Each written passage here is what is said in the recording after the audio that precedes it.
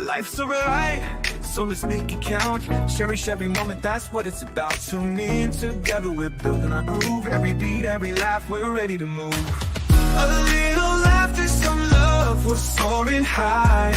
Every single episode reaching for the sky. News on the airwaves, spreading good vibes. Friends together, watch how our spirits rise.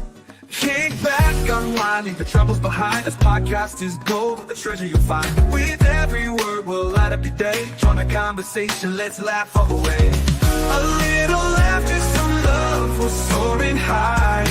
Every single episode reaching for the sky. News on the airwaves, spreading good vibes. Friends together, watch how our spirits rise. Kick back, unwind, leave your troubles behind. This podcast is gold, a treasure you'll find.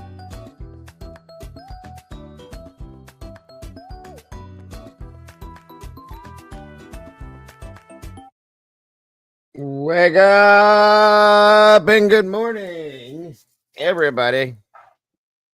Welcome back. Good to see you. Is it early? Is it early? I don't know. Is it early? I can't tell. Somebody said it's early. Good morning, everybody, and welcome back to the cafe. It is Sunday. Great to be here with y'all. Thank you for joining us. Mama Bear will be joining me here shortly. I'm sure she's getting all her stuff together. And guys, please make sure to, when she does pop in, to hop on over, hit the like button, and subscribe if you haven't over there. Please and thank you. I appreciate you very much. Yay. Come on in. I've sent out some heads up to some people that I believe probably don't get the in notifications on a regular back to the morning show. And here we are, waking up together on a Sunday morning. It is April 27, 2025. This month is almost over, guys. So, hey. For those of you that it's early, I'm sorry. I did. We're all in different, some of us are in different time zones, so it happens from time to time. Come on in, go grab a seat. Go rub your cup of joe, guys. Good morning, good afternoon, good evening, good night to whoever, wherever you are. I hope it's good for you because it's great to be here with you guys. I appreciate you all so very much for joining us and starting your day with us. We appreciate it very much. Who do we have in here? We're waiting on Mama Bear and everything setting up. We got Miss Wisdom Speaks in the house this morning. Thank you so much for joining us. Miss Zelda. We don't get to see Miss Zelda too often, but she's here today. Peaky XX. Welcome back. Jacob Monster 999. Good to see you today. Thank you so much for joining us. Let's see. CZ is in the house with us this morning as well. Welcome, Miss CZ. The Tomboy Charm flew in with a bird. Good morning and good to see you today. Thank you so much for joining us. Appreciate you very much. Let's see. A little early for the Tomboy, I guess. Lacey's in the house. Welcome back, Lacey. Great to see you. Dagburn, Johnny Gobbles, Dead Floozy Mama will sit in here first and foremost. So thank you so much for joining us and being here and letting me say your name again. It's great to see you. Great to have you here. Appreciate you much. 22 peeps in the house with 20 likes, and the Mama Bear has joined us officially. Good morning, Mama Bear. Hello. How are you? Good. How are you? I'm great. I've missed you. Oh, whatever. Been a few days. Whatever. That's what I get when I say I missed you. She says whatever, and she falls out the window. Is it that bad to be missed by me? Jeez. Good Lord. Craziness.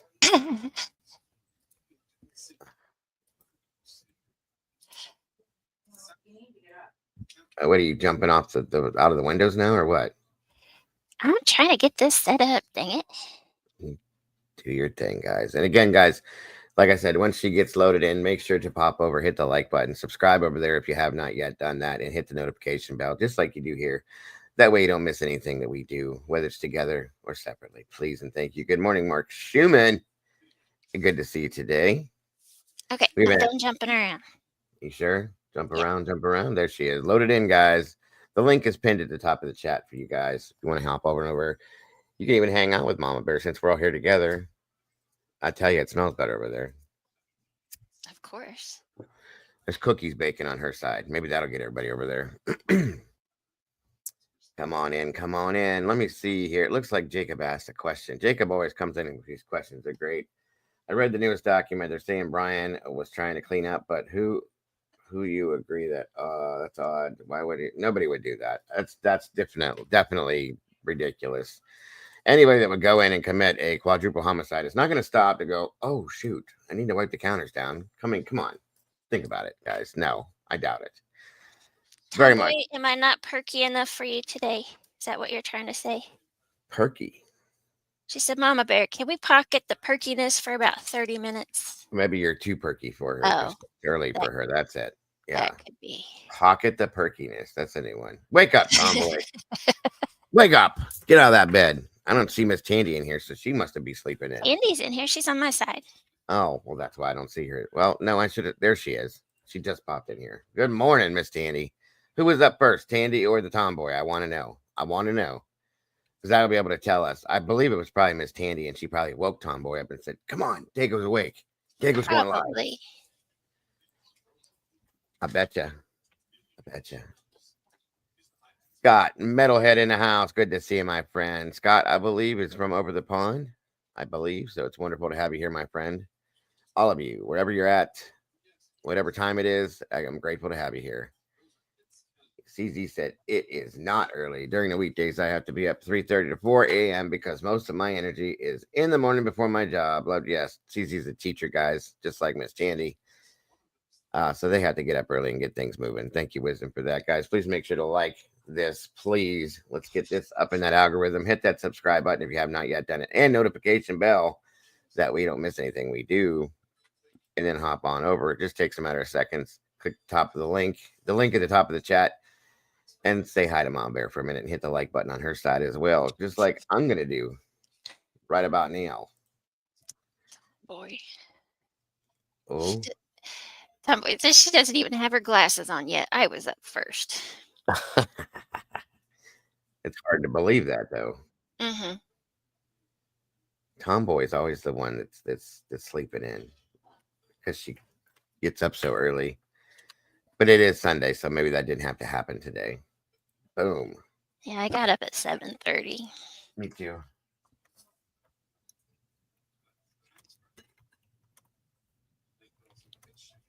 All right, there we go. I hit the like button over there. We got, looks like quite a few peeps over here on Mom Bear's side. That's awesome. Thank you guys for that.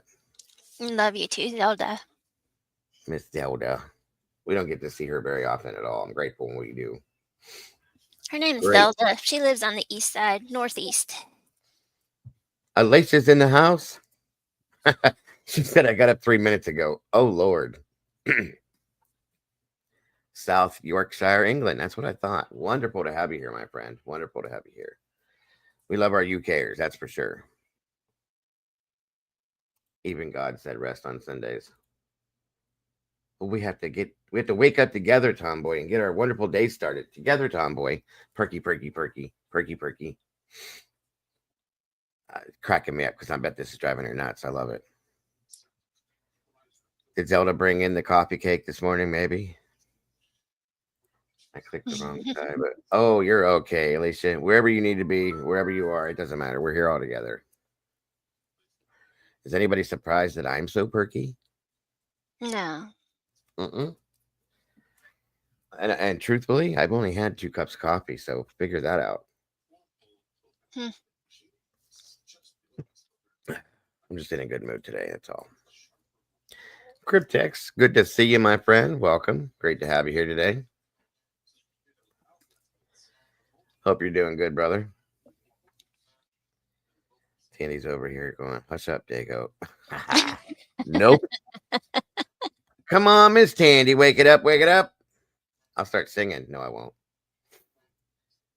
Let me see. We got 33 peeps in the house, 22 likes, 10 more guys, and we will match it up. We're getting there. We're getting there. Oh, check it out. Mom Bear's advertising for StreamYard now. Uh-oh. Said share your referral link. Okay. I always wondered what that was. So that's what it is. Check it out. If you guys want to use StreamYard, want to become a creator, Or if you're already a creator and you want to try a different platform, you get a $10 discount. How about that? I wish they'd have sent me that a while ago. I wish. I wish. Come on in, everybody. Get comfortable. Grab a seat. We got some stuff to talk about today. We haven't done a morning show in a couple days. Catch up with some stuff. We have the New England serial killer to look into. Mama Bear has brought us some crazy stuff in the news today. And I mean crazy. Do you have a traditional Sunday roast dinner in the US? We do, a lot of us do Sunday dinners. We're not doing anything in the oven today. We're going on the grill. The kids decided they wanted to do some grilled stuff, so we're doing some ribs and some. I think one of the kids are bringing cheddar wurst, and I think maybe some hamburgers or something. But that's what we're doing. You're on my side now, Alicia. You could have woke up a little bit more before you came in here. God, she don't even know where she is. Good morning.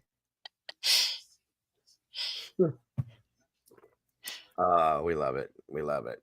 It's gonna be good. My wife is amazing, and we're good on the grill. She said, "I'm going back to bed." Yes, ribs are amazing. Yes, we love you, Alicia, and good morning. Let's see here. Well, we got more of the Blue Crew in here than I thought we were gonna have. I'm surprised. Now you're hungry too. I hope you had a good date night last night. I hope you guys enjoyed yourselves. We had a great show last night, as always. Jesse joined. Willie was here. Eddie, and it turned out to be a good show, good conversation. So let's see. I don't think I missed anybody. Where are we at here? No, I guess I got everybody here. We got 36 peeps in the house, 23 likes. We're getting there. Diego's like a drill sergeant clanking. Let's go. Let's go. Come on, all you maggots. Let's do this. Jeez, sleeping in. What are you going to? You're missing out on your whole day if you sleep in. What's up with that? You don't want to do that. You don't want to miss my lovely and beautiful face. They'd really hate us if we started sending them messages when we actually got up. I know, right?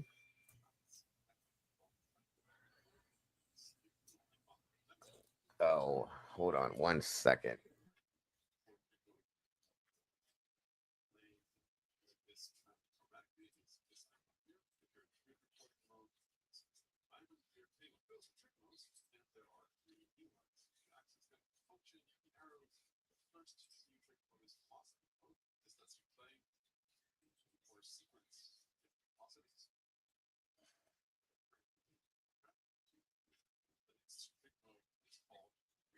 All right. Let's see. Good morning, Miss Denise, Jen R. Great to see you. It was a nice show. Where's this cowbell? Oh, it's right here. There you go, Alicia. You asked for it, you got it. Right, Wisdom?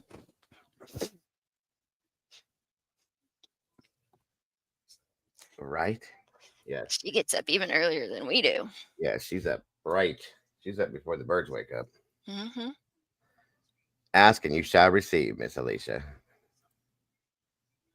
Feel like I'm late for school. Your lunch is sitting on the counter. Let's go, little lady.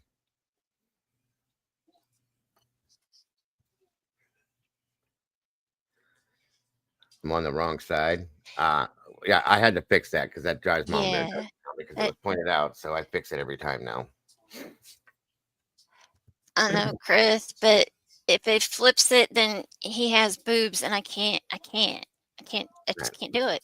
I can't have the boobies. I'm do it. Good morning, Chris. Great to see you, my friend. It's great to be here with you all. Starting our day off, and we got the bear here with us. Especially when he wears a black shirt, it really goes perfectly, and I just Yep, I got the bear boobs, and we don't like that, so It's Bill's fault. It is Bill's fault because Bo pointed it out. And nobody ever Mhm. saw it.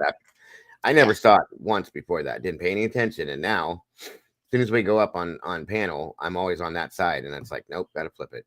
I don't like it. Never would have paid any attention. Yeah. See, Miss Wisdom, that's our channel mother. She's telling Alicia, you're gonna miss the bus. Let's go. Come on. Get them pants on. Brush them teeth. I can just see her sitting on the other side of this too, like this. hmm Stop it. I bet you didn't know I had a cowbell, did you? I have a big one too. That was a little one. I have one that's this big. That thing's loud. This is my little one.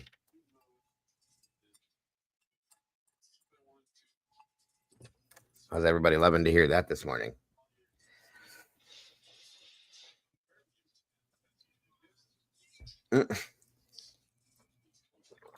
No, she probably isn't. With all the props that I have over here. Yeah. He's just said more cowbell. You want me to play Christopher Walken? What we need now is more cowbell. Come on in, guys. Grab a seat. 37 peeps in the house. How is everybody today? I hope we're all doing well. Chick Bake, good morning and welcome. The cowbell too with kids' names on. There you go. We've had many of them for football games. Kids played football, the band, and also because we're country folk. So it's one of them things, I guess. I don't know. I feel like an old kid pouting. No, I don't want to get it. Come on, Miss Tandy. You got to. I'm surprised she wasn't up first.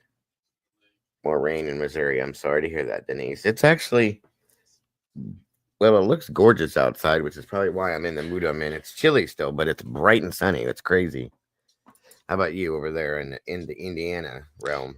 We got sun, but it's only, I guess it's warmer than what I thought it was. It's 56 right now. That's what we have, but it's Supposed to chilly. get up to 66. Oh.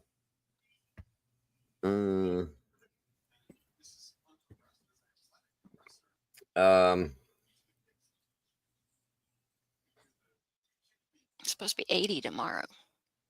49 right now. It was, is it really? Which Mhm. means we'll get that too.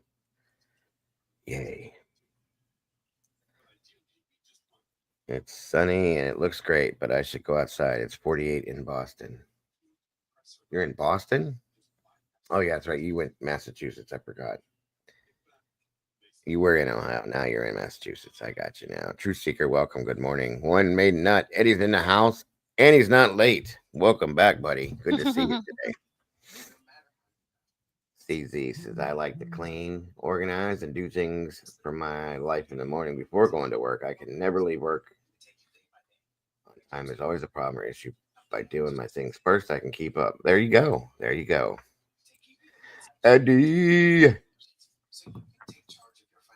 I'll be back in Ohio this week. All right. Will you be safe when you're traveling? Eddie, what have you done for me lately? I was out in the sun too long, so I was drained. Oh, wow, your sun is different. Your sun there down there is like a laser beam down there in hell where you guys live in Texas. So yeah, that's a little different there. You can walk out in the sun in Texas and melt within 30 minutes. So here it's different. Our sun's not that hot. Great to see you, buddy. Good to have you here. I need to slap the coffee maker. It hasn't been. Leave Candy alone. Yes, leave her alone. Be nice to her. Don't be She's having a hard slapping her. time. Yes, she's having a hard time. We don't have no violence in here. Might go hiking. It's not. Enjoy it. It's good weather for it. Don't you be slapping my. See, we all knew what she was saying when she said that. Right. That's crazy. Every one of us caught it. Every one of us caught it. Now, Chick Bake's talking about slapping her dishwasher. Well, hell, Don't be slapping nobody today, guys. Be nice. Tandy doesn't make coffee. Just oh well. Don't Then slap your none. kid. Yeah, don't be slapping none of the kids then. Leave Shelby alone. I don't touch the thing. Oh, I'm in love with my coffee maker, so you know. Moonlight baby, welcome. Good to see you. I'm loading the dishwasher now. I did that before I came in and started this up this morning. Gotta love the dishwashers. I'm gonna do my stuff later. You were talking about you're gonna slap yourself, Tomboy. Jeez. Self harm. That's not good, Tomboy. Yeah. Come on now. And my husband uses a Keurig for his coffee, and I Mhm. love hot chocolate and different things. So I had to get his mom actually offered her Keurig. So I told him, I was like, that is yours. This one is mine. Keep your nasty coffee stuff out of my Keurig. Because if my hot chocolate tastes like coffee, I'm going to be mad. That would be great. Hot chocolate coffee. Ew. Brandy got her daughter, our daughter, got her a Nespresso machine. Yeah. Which is it's like a Keurig, but it takes the little they're different looking things, and you put them in there and it makes Nespresso. It's got a milk frother thing on the side and all this stuff. So she just started using that. She likes her stuff cold, so I'm not a cold. I'll drink every now and again. I could like those things at McDonald's. Remember, I was addicted to those frappe things. Yeah. Yeah. That's my husband. I can't do it anymore. That's probably what gave me diabetes. To be honest with you, because I was drinking 2 of them a day. Sometimes they were so good. Yeah. He doesn't drink that many, but Oh my usually God, only 3 people, but with 2 teenagers here all week. Oh, well, yeah. I have 3 teenagers, so I get it. I have 1, and he's like 5. So frappe, they're so good. I just can't do it anymore. I had a friend in Ohio DoorDash me McD's last night to Massachusetts. I didn't know you could do that. Well, that's cool. Can you do that? Probably just put in their address. Yeah, but how would you? Because when we've used DoorDash here, it automatically just, or do you just go in and change it up? Okay, You that's go in and wild. change it up. That's cool. I didn't know that. That's neat. I'm about to start throwing my address in here. You can DoorDash me. I'm just kidding. Just kidding. I wouldn't do that. No. You don't put your address out there online like that. 41 peeps, 29 likes. Come on, guys, make a match, please, if you can. Now, I've ordered pizza and sent it to people's houses before, friends of ours or something like that to help out back in the past, but never with DoorDash. I didn't know, but it's very cool. Yeah, there you go. Yes, tell your friend. I'll take some McDonald's. Breakfast. I'm not a big fan of McDonald's food in the evening, but good morning, Elizabeth. Good morning, James. Mr. James Moan. Good to see you, brother. Hello, Elizabeth. The Ninja Slushy is the. Oh, we have that too. Ninja Slushy? Yeah, we have that thing here. It's pretty neat. It's pretty cool. She makes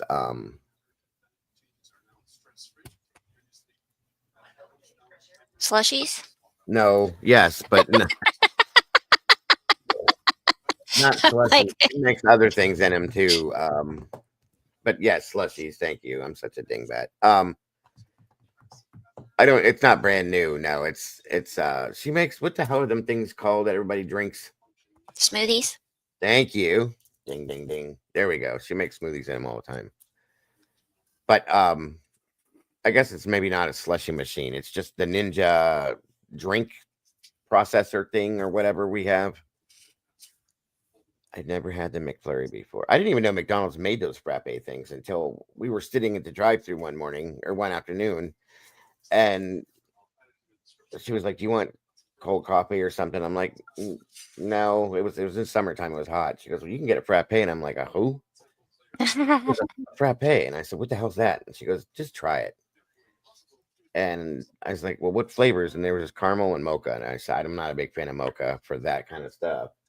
the way she explained it. So I got one, and it was the small one. You're trying it for the first time. Good morning, Mr. Jesse. Good to see you, brother.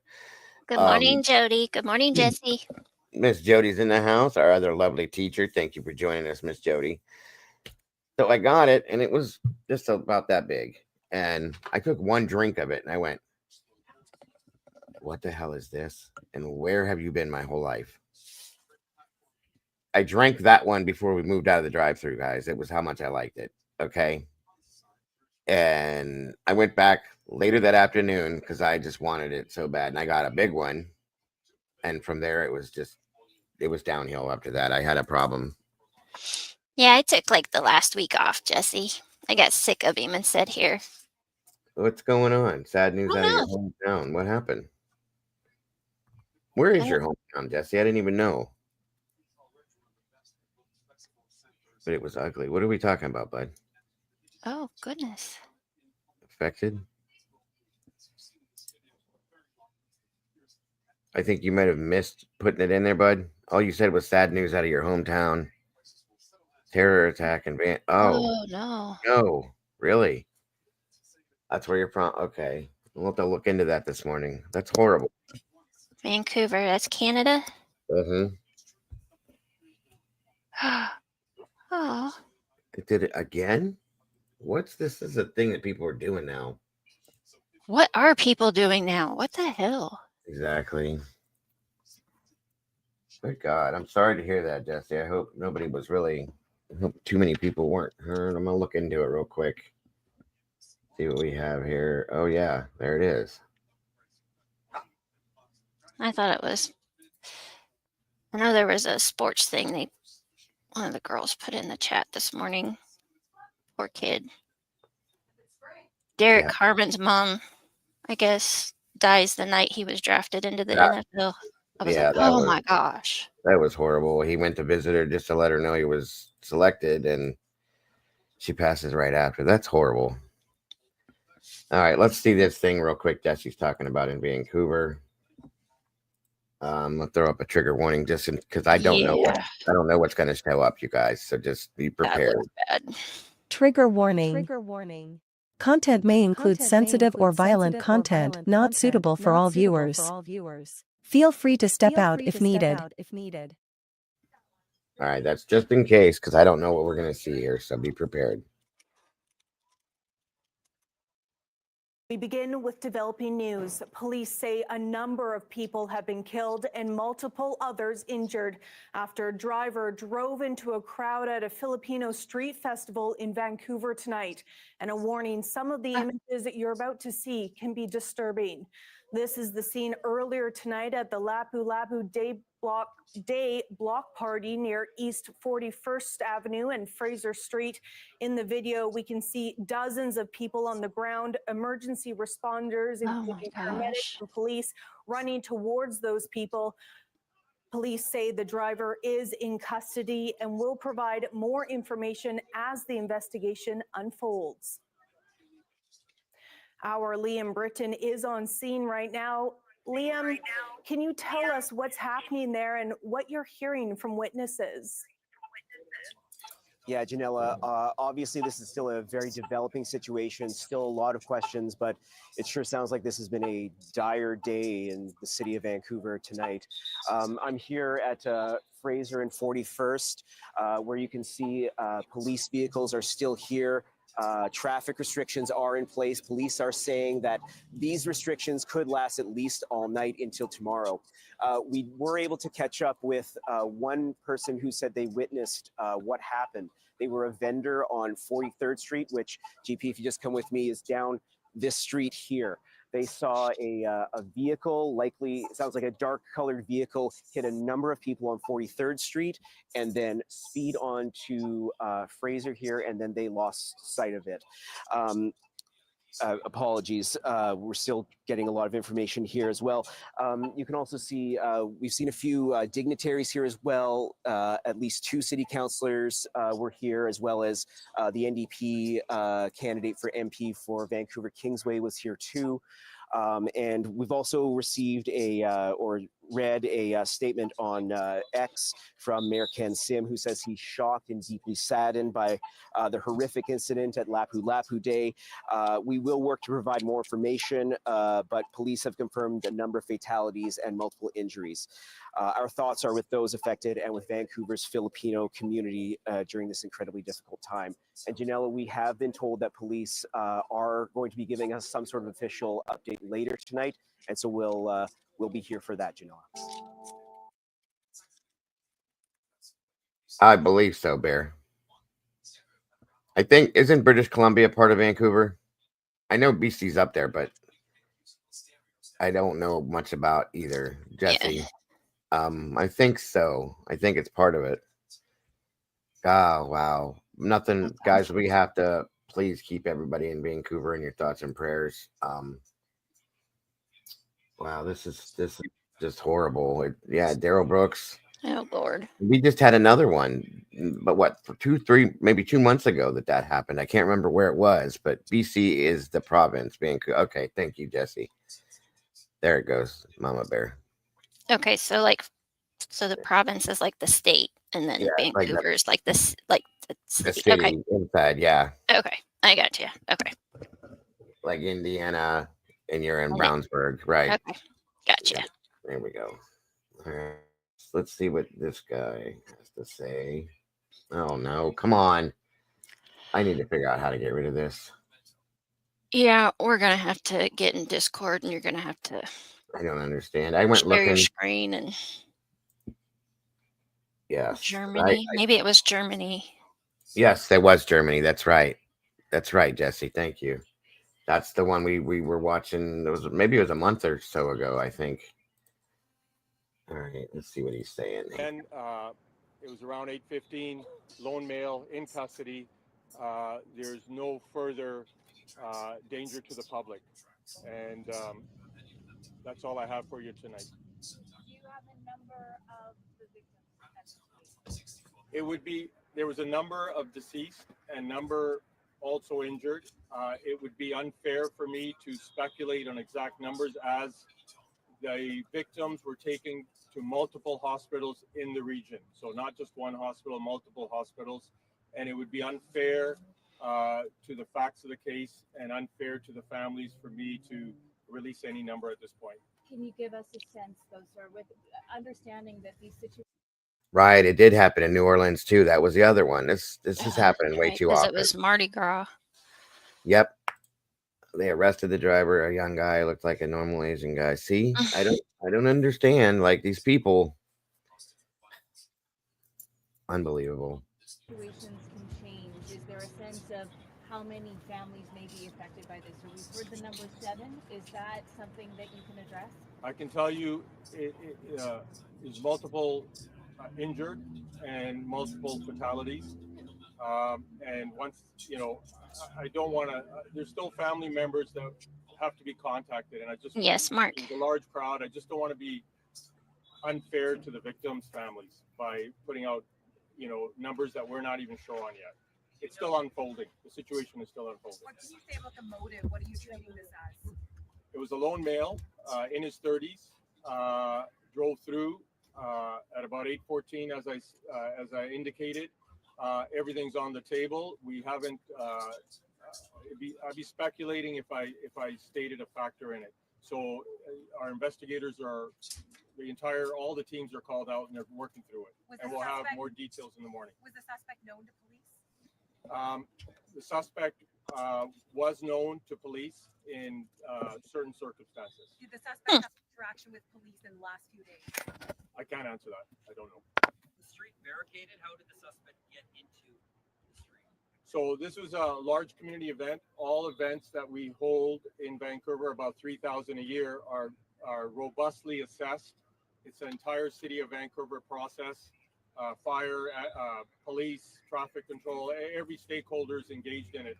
So we're still working through exactly what was cordoned off and how this occurred with the vehicle. You said that the suspect was taken into custody. Did you say by bystanders? Was he stopped by people in the crowd? When it occurred, from my understanding, prior to police arrival, he was taken into custody by people in the crowd. Did they remove him from the vehicle? Were they holding him down? I'd be speculating on exactly how. He was taken into custody at the scene, and we arrived shortly thereafter and took custody of him. Was this a Vancouver resident? I don't have those details for you. I understand there were no dump trucks that were blocking access, and just standard at events, has been standard since about 2015. This is an event that's occurred. This is the second year, from my understanding. The crowd size was fluid throughout the day. It went all the way maybe up to a few thousand, 100,000. I've heard those numbers. It was fluid, and it was the second year. And again, it goes through a robust assessment. And now they probably won't do it next year because of what happened this year with it. I hope that doesn't happen because the community, probably enjoys that. Right.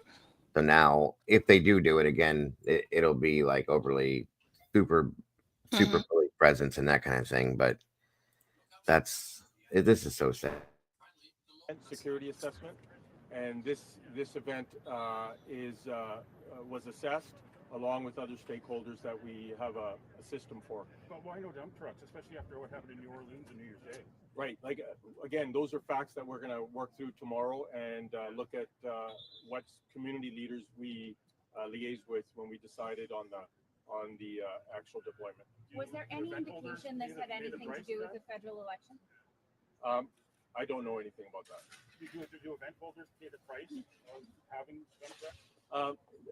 Different events have different formulas, and like I said, I don't know which community members led this and which community members liaised with the city staff and ourselves, the police, and other stakeholders. Can you explain what the interactions were with police? Can you confirm this mental health?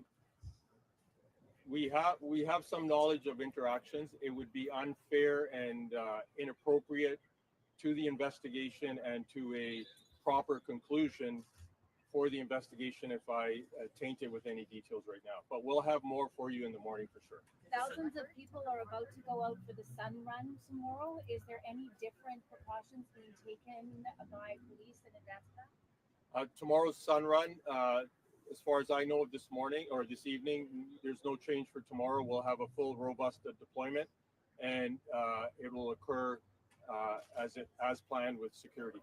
Was it the suspect's vehicle? Did he own the vehicle? At this point, it was one vehicle, one suspect.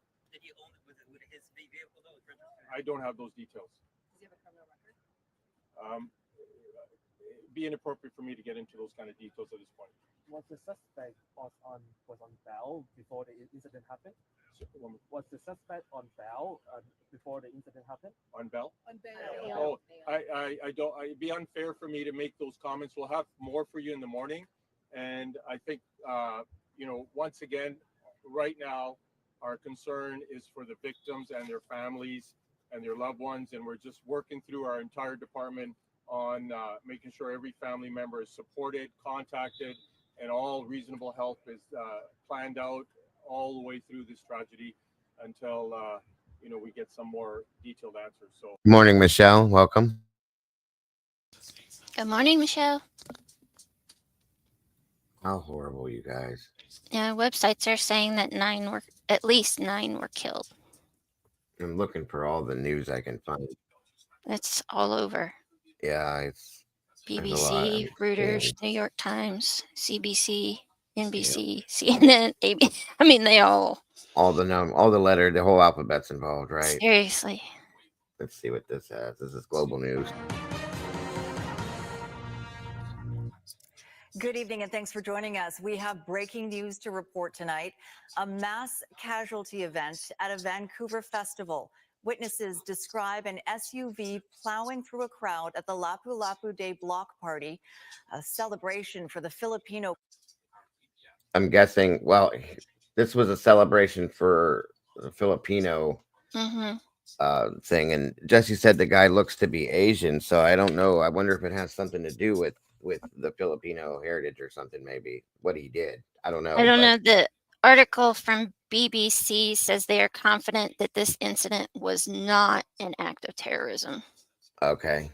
Got you. And I'm surprised to see this happening in Canada because I don't, unless we just don't get a lot of it. I don't see that happen a lot. Surprised at the lack of coverage on the death of Virginia. I didn't even hear about that either. Huh. Community. It happened just a couple of hours ago, around 8 o'clock. Let's go straight to our Grace Key, who is live at the scene for us tonight. Grace, a developing situation, obviously, still getting information into the newsroom and to our crews at the scene. What can you tell us at this point? Yeah, it's still a very active scene. I'm actually standing in the middle of Fraser Street right now, near 41st. Into the newsroom and to our crews at the scene. What can you tell us at this point? Yeah, it's still a very active.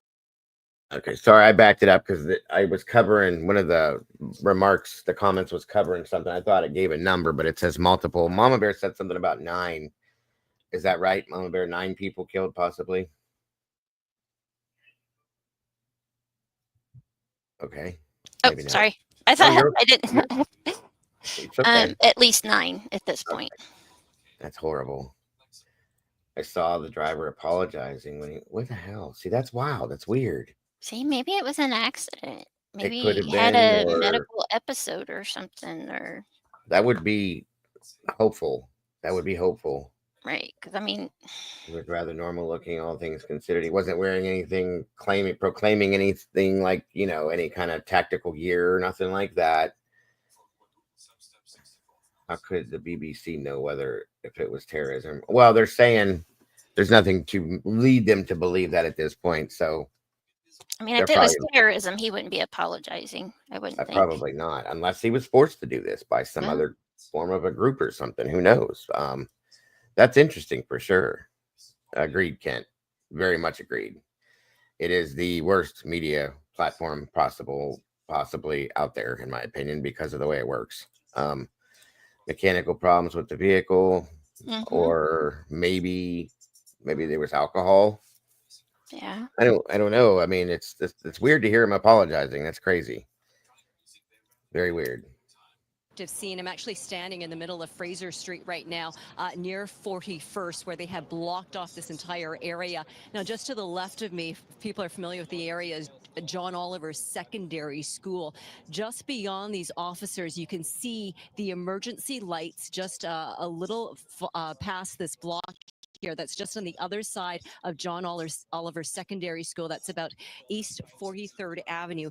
And that's where this horrific event happened. Now, witnesses we spoke with, extremely shaken up, as you can imagine, describing the bloody scene with bodies lying on the ground. We're told it happened shortly after a performance ended by one member of the Black Eyed Peas, so it would have been around 8:30. That's when a black Audi SUV.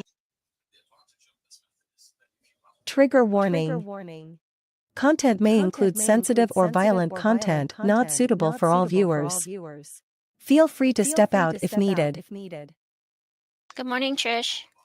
Just in case, you guys. Good morning, Trish. SUV came ripping down East 43rd Avenue heading east, and that's where a lot of people and food vendors were set up. One witness said he saw people flying off the vehicle as it went barreling down the street. He said people were screaming, bodies were scattered on the road, and he saw at least 2 children. Sources are telling Global News at least 8 people are dead, including a child. 6 others are in critical condition. So we did speak with some witnesses who described the scene.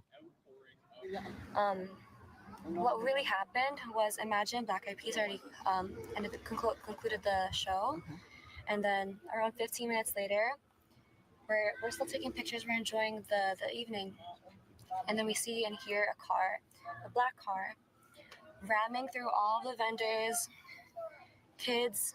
Morning, Charlotte. Okay. What are you talking about?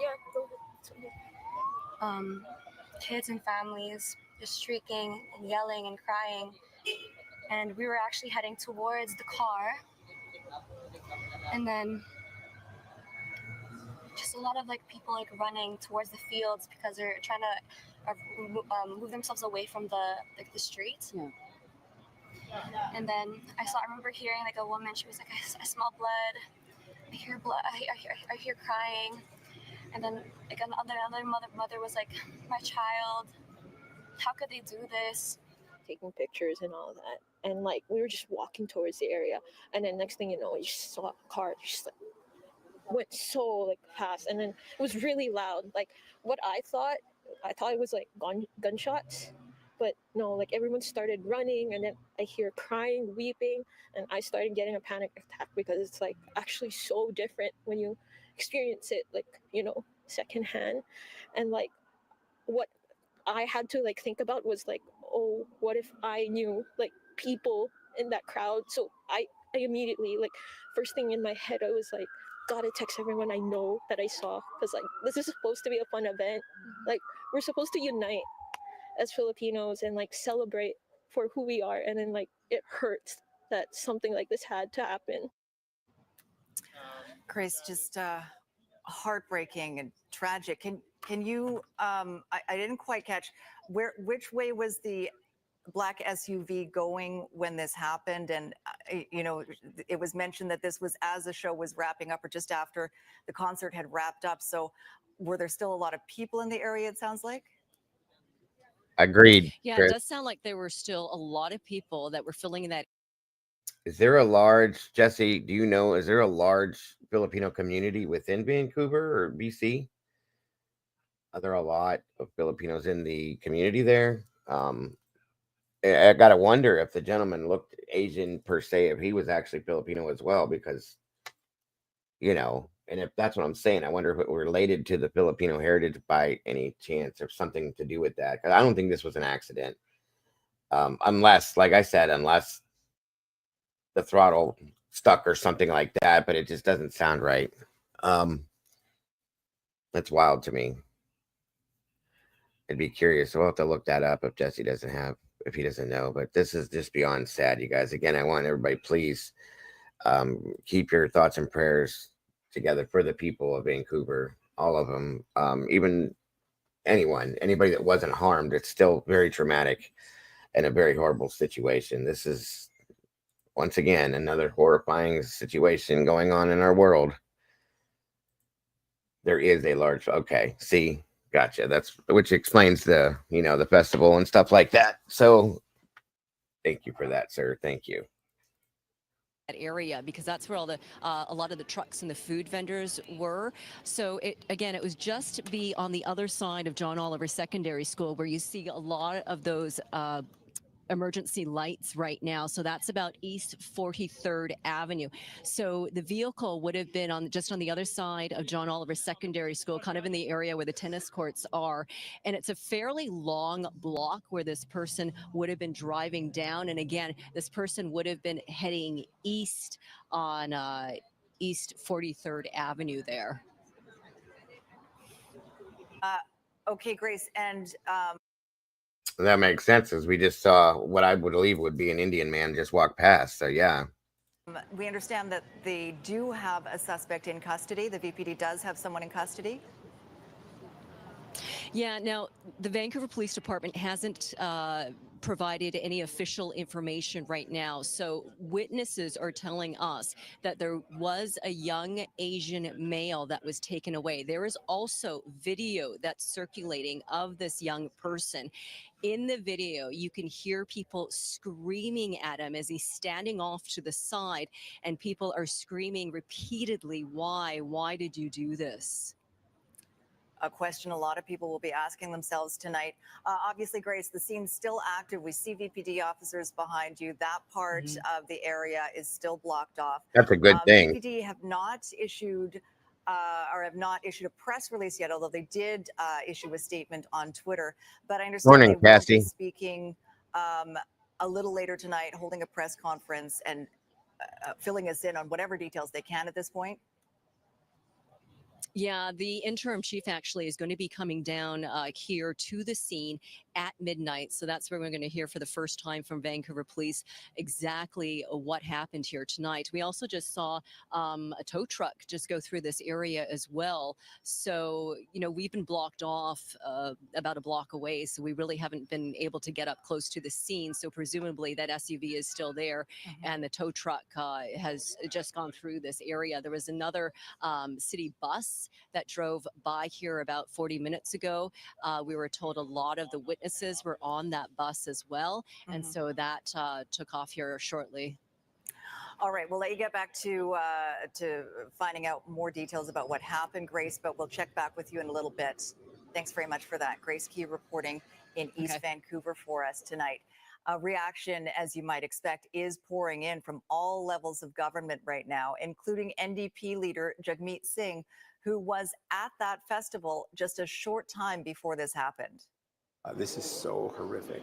I don't even know what to say. I was there, and I just imagined the faces of the kids that I saw smiling and dancing.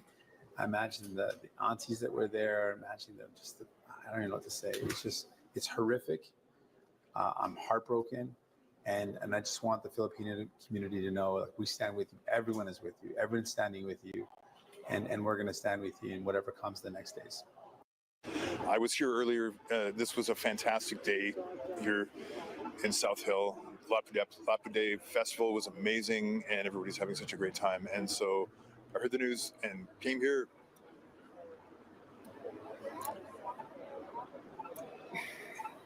It sounds like it's going to be a tragic day for the city. What are you feeling right now, bud? I'm pretty choked up.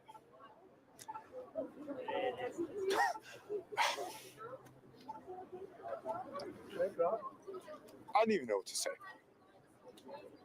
This was a great day. Wonderful event. Huge community event. And to have to end in tragedy like this, it won't break us or the community, but it's horrible. Kingsway, and there's probably about 2 or 3 square blocks of Filipino culture being expressed, and so I'm just I don't know what to say. I'm just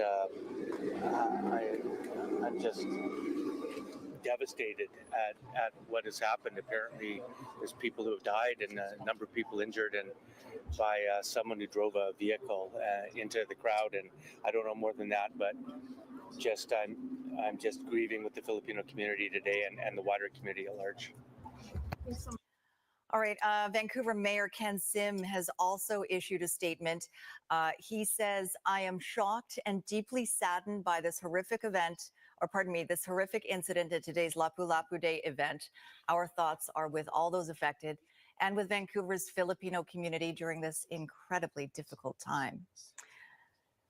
And you saw, of course, Vancouver City Councillor Pete Fry getting very emotional there when he spoke to our crew, understandably so.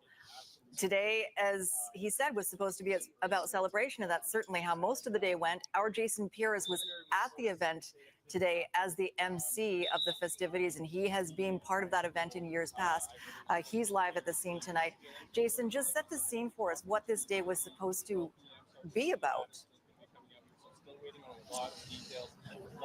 How quickly it changed, Sophie. This is the second annual Lapaloo Festival, so it's very early on of this event, and just a resounding success last year. It was actually pouring rain, but thousands of people came down here on Fraser Street. And then this year with the sunshine, there's so much anticipation, even more people coming down. And it started off with so much promise. You know, we had the official ceremony to kick things off this morning at 11 o'clock.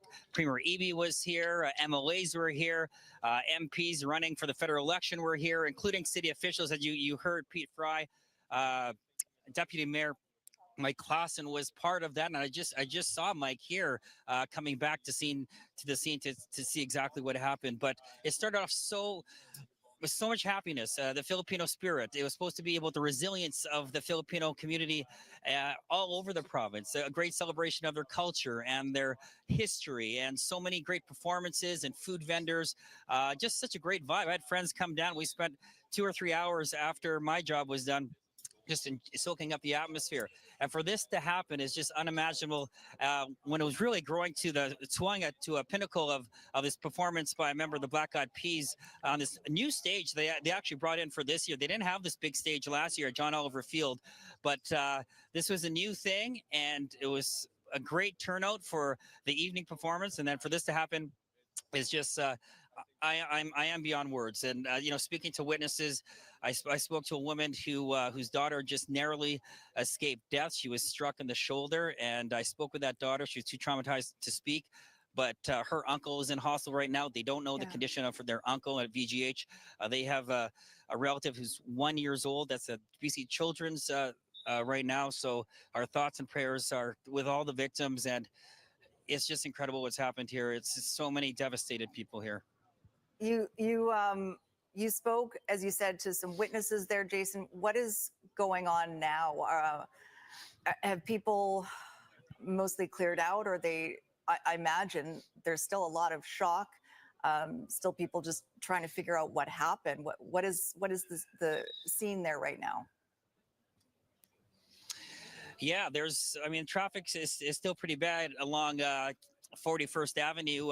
Still people just wondering, what exactly happened here. There's just a lot of speculation of why this happened, question of how this car got into the crowd, if barricades were set up. I know for me, coming to the event this morning, all the streets that were involved were blocked off, and I'm not sure if those barricades were removed because the concert had concluded. So a lot of questions. I know VPD will be making statements at midnight, so hopefully we'll get more answers there. But right now, just a lot of questions. Just a horrific night here on Fraser in East Vancouver. Just quickly, so was Black Eyed Peas, was that supposed to be the end of the festival for the evening then? Correct. This was like the headliner of the night. We had performances starting at 11 o'clock right through until 6:30 was the final performance. And that's when NDP federal leader Jagmeet Singh was a part of a huge crowd. And once that concert was over, then all hell broke loose. And Welcome, Mimi right where the food and carts Paula. were, Wonderful everybody to see you was today. enjoying their dinner time meals. And it was very busy. We were along that food cart stretch early on in the afternoon. It was very crowded, and I expect it was just as crowded in the evening. All right, Jason, thank you so much for sharing, what the festivities were throughout the day. We'll let you get back to the scene there, and we'll check back with you in a little bit. Jason Pires live in East Vancouver. Thank you, Jason. Unbelievable, you guys. Again, I'm asking everyone to please keep Vancouver and the Filipino community within Vancouver in your thoughts and prayers today. I'm gonna show you a couple of things, and I want to have a moment of silence for them. Just because this is horrific, and I just can't imagine. I'm hearing about children and things like that. Mama Bear sent this over, and I believe this is the suspect himself here in the background with the circle around him right here. Yeah, I didn't play the whole thing. I just saw that it was him. And let's see if this is. That's him.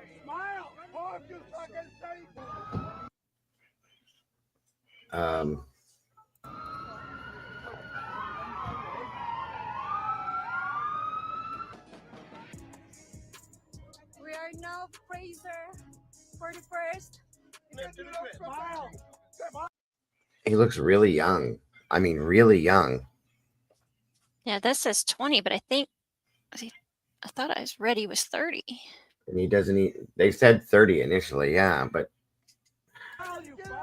he looks confused.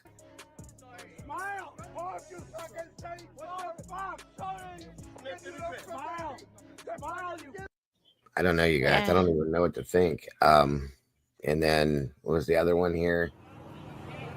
I believe this is the vehicle. Hang on. Again, trigger warning. I don't know exactly what's going to be seen here, so I'm trying to be careful with this. So, right. Yeah, they said 30, but he doesn't look 30. But then again, Asians hold their age very young. well. Yeah. Very so. Very true. Car accidents here in Fraser by Oliver. Ambulance has already been called. I was gonna say, this one I did watch. It should be okay.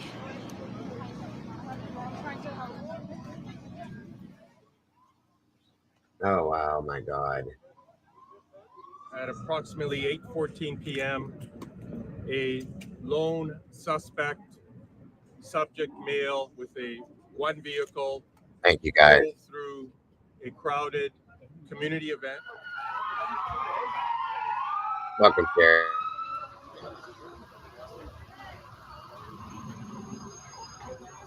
We then took custody of the subject, and he is now in our custody being held. Again, you guys, prayers for Vancouver, the Filipino community. I mean, that car, if that was just from hitting people, that's horrible. That looks like he hit another car. Yeah, or they had the food trucks and stuff there, so he must have hit some of those or Something something. else. Yeah, agreed. All right. So again, guys, I'm gonna stop here. I want to take a few moments of silence, and that I want everybody just to stop typing and maybe just put some hearts in the chat and light it up for them as well if we can. But we're going to be quiet here for a few minutes for them.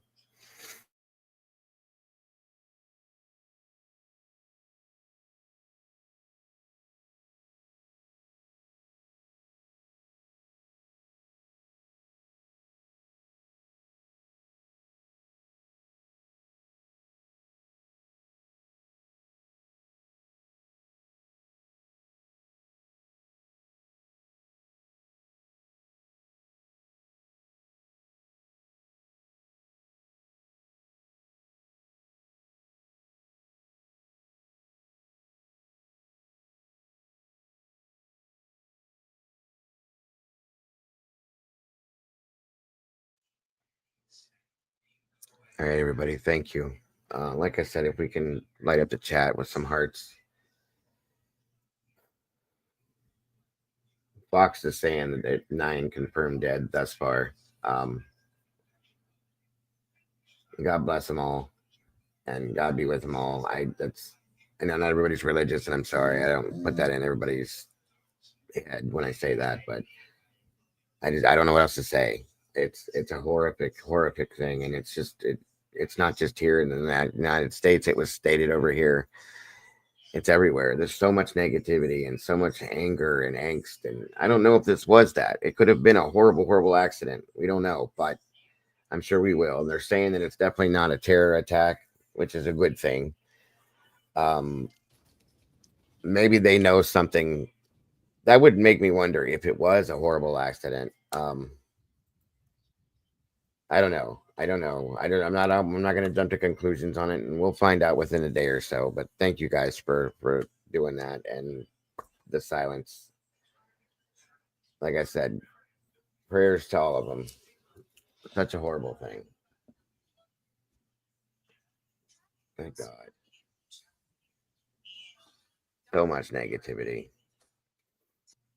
Too many bad things happening around us, you guys. Too many. Thank you I didn't even know about it, Jesse. So thank you for bringing it to my attention. When you did, I haven't seen anything until just now when we came in here. I didn't watch the news this morning either. Welcome, Walt. Good to see you. It wasn't for you, sir, but thank you for being here.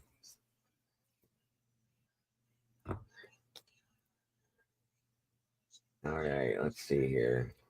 Moving forward. I hope so, Sherry. I hope so.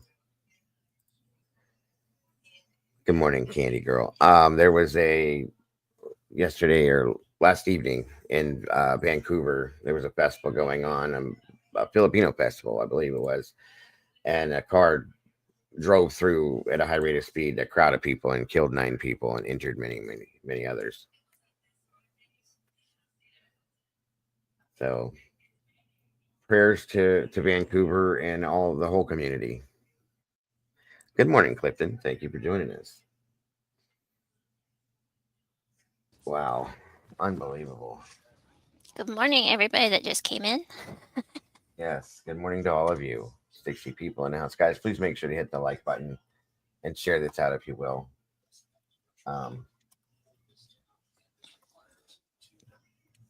Really crappy way to start our day, but people need to know.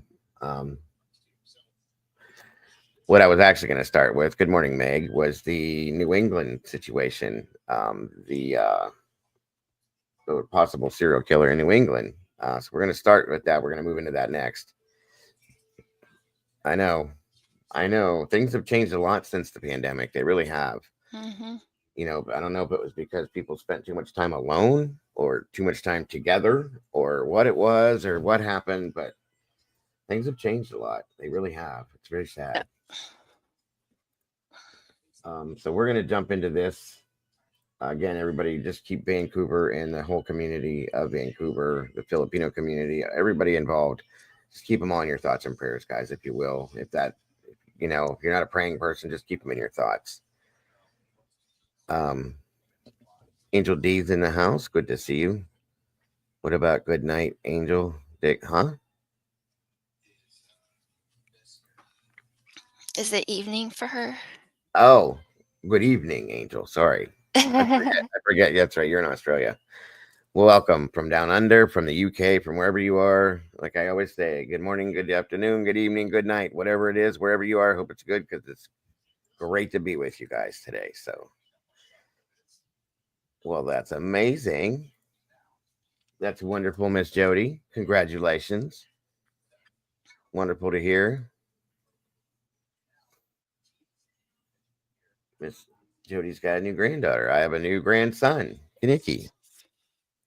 Another one on the way. Jesse said it's not healthy to lock beer. It's very true. It is very true. Sort of divided. Yeah, it did cause some things, and it probably you're absolutely right in my opinion. So I think people are still recovering just from the situation, not even the illness, but the situation at hand. It affected people in quite a few bad ways. So With the discovery of multiple we're going to start off with this here. I don't know if you guys know what's going on. I'm sure everybody does over in New England that they're possible serial killer that they're dealing with. Jesse Weber put this out yesterday, and I've been kind of trying to follow this as well. That's about the only way I can put it too, Eddie. It caused some things. It's a damn truth. What else do you say? Caused some crazy things to happen. So, Peaky, good to see you today. Thank you for being here, and thank you for that as well. All right, guys, let's see. Yes, there was an 8th body found within the situation. So I'm trying to follow this close. I hope this is not turning out to be another Yogo Beach situation or whatever, but it's definitely a situation. So I'm glad you guys are here to follow along with this with us.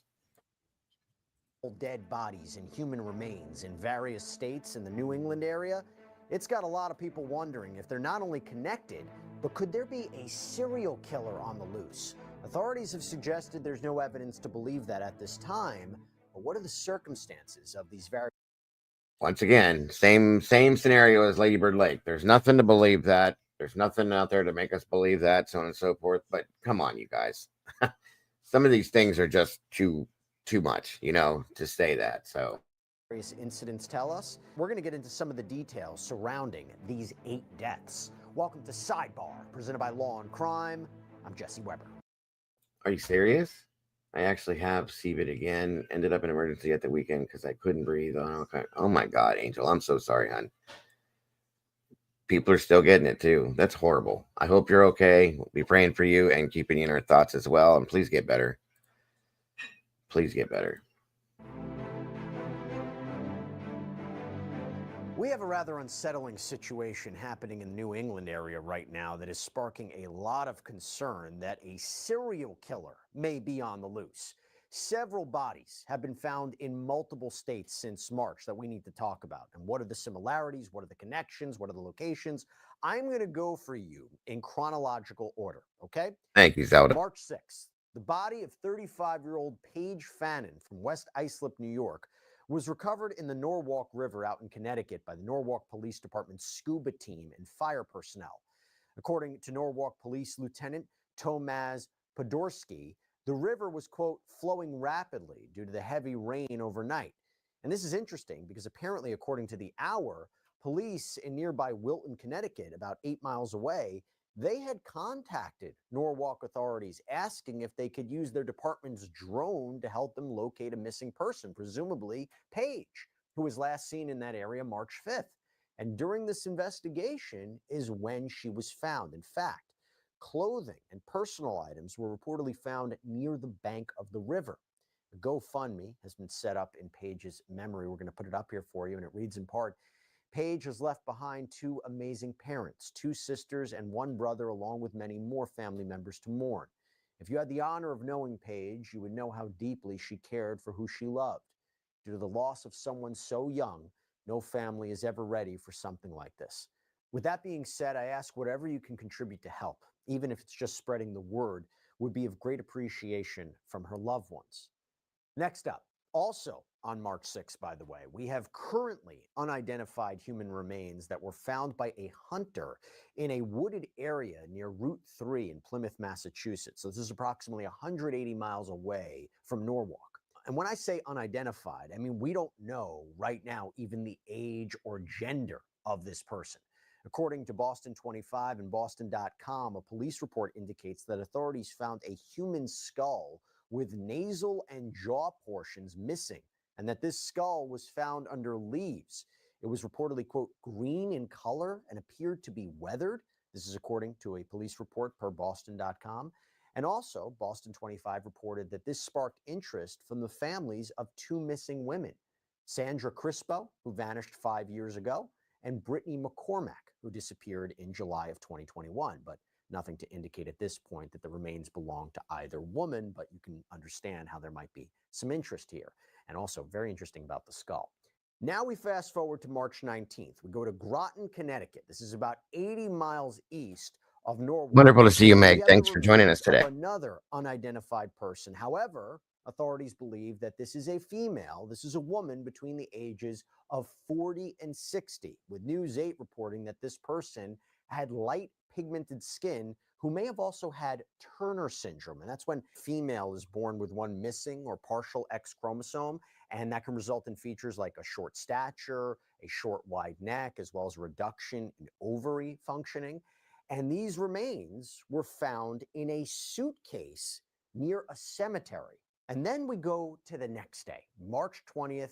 We're now in New Haven, Connecticut. So it's about 150 miles away from Plymouth, 50 miles from Groton, and a little over 30 miles from Norwalk. According to police, this is where the remains of 59-year-old mother Denise Leary are discovered in a wooded area behind a house, and they were apparently in a state of advanced decay or decomposition. However, the Office of Chief Medical Examiner did confirm that the body was that of Denise. According to WFSB, Denise had been missing since September 20th, 2024, and had last been seen at her home and apparently had been suffering from paranoid schizophrenia. Mass Live reporting, though, that the investigation has not indicated this is a homicide. March 26, Foster, Rhode Island. So now we're almost 90 miles from New Haven, approximately 50 or so miles from Groton, and around 120 miles from Norwalk, again, just for reference. This is where the body of 56-year-old Michelle Romano was found in a wooded area 8 months after she disappeared and was reported missing by a family member.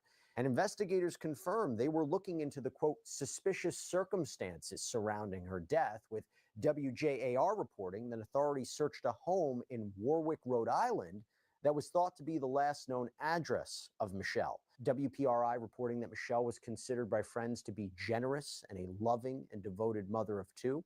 A Facebook group had been set up for Michelle as well. There's a post from April 1st that reads in part, quote, yesterday our family received the devastating update that Michelle had been found, and we will never, ever let Michelle be forgotten. And the post encourages anybody with information to reach out to the Rhode Island State Police. Hey, just want to give a shout out to Morgan & Morgan for sponsoring today's Law and Crime YouTube takeover. Now, Morgan & Morgan is a firm with over 1,000 attorneys on a dead-end road by a body of water. And then the next day, April 10th, Framingham, Massachusetts, about 50 to 60 miles from Killingly, 60 or so miles from Foster, and almost 100 miles from Groton.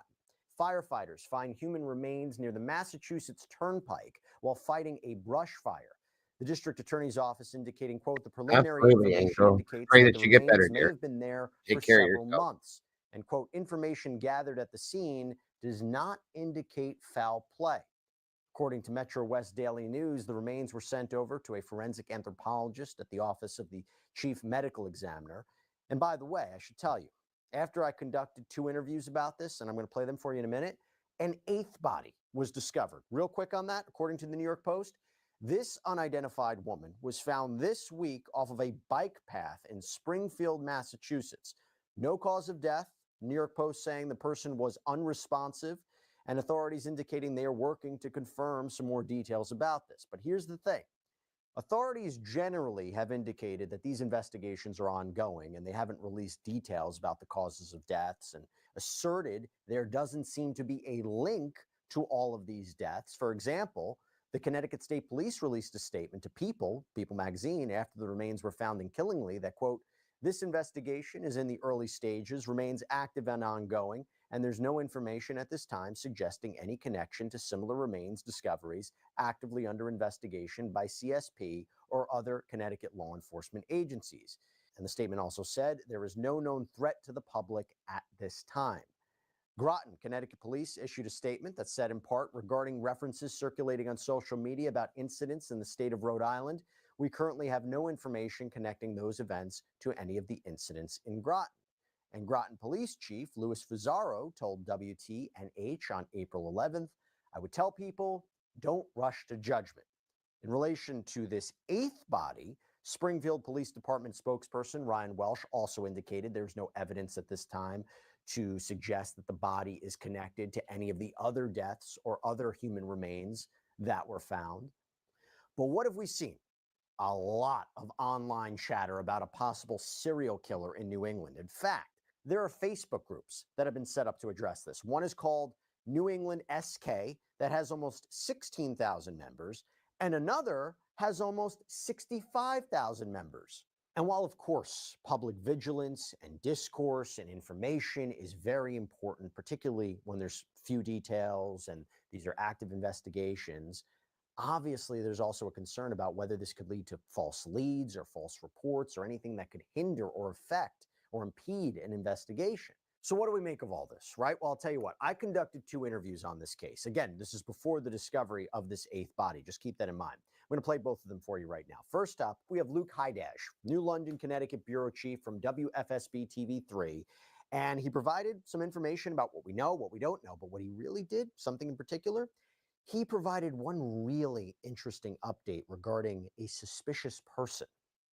Luke, thanks so much for coming on. I know you've been following this case or series of cases. We'll talk about if there's any connections. But the first thing you told me about is the geography and how we might think one law enforcement agency is connected to another, but it's really not. Can you correct the record when it comes to Groton? It's confusing. So even people here get confused. There's Groton City and there's Groton Town.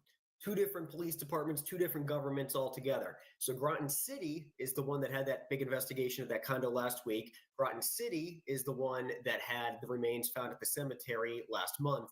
Groton Town is the one that we talked to who said, hey, we're not getting any indication that all these calls that we've been getting and everything is all connected. So it's 2 different separate investigating agencies. From your reporting, have you seen any connections? Has any member of the various law enforcement agencies, have they said there's any connections? Talk to me about what you're learning.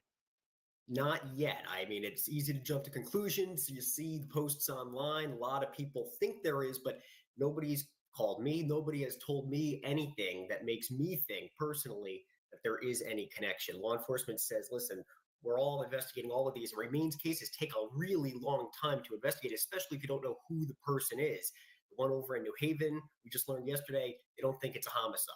So it takes a while to go through these things because those ones are a while back. So as the pieces all come together, we'll learn more. But right now, I'm not seeing anything.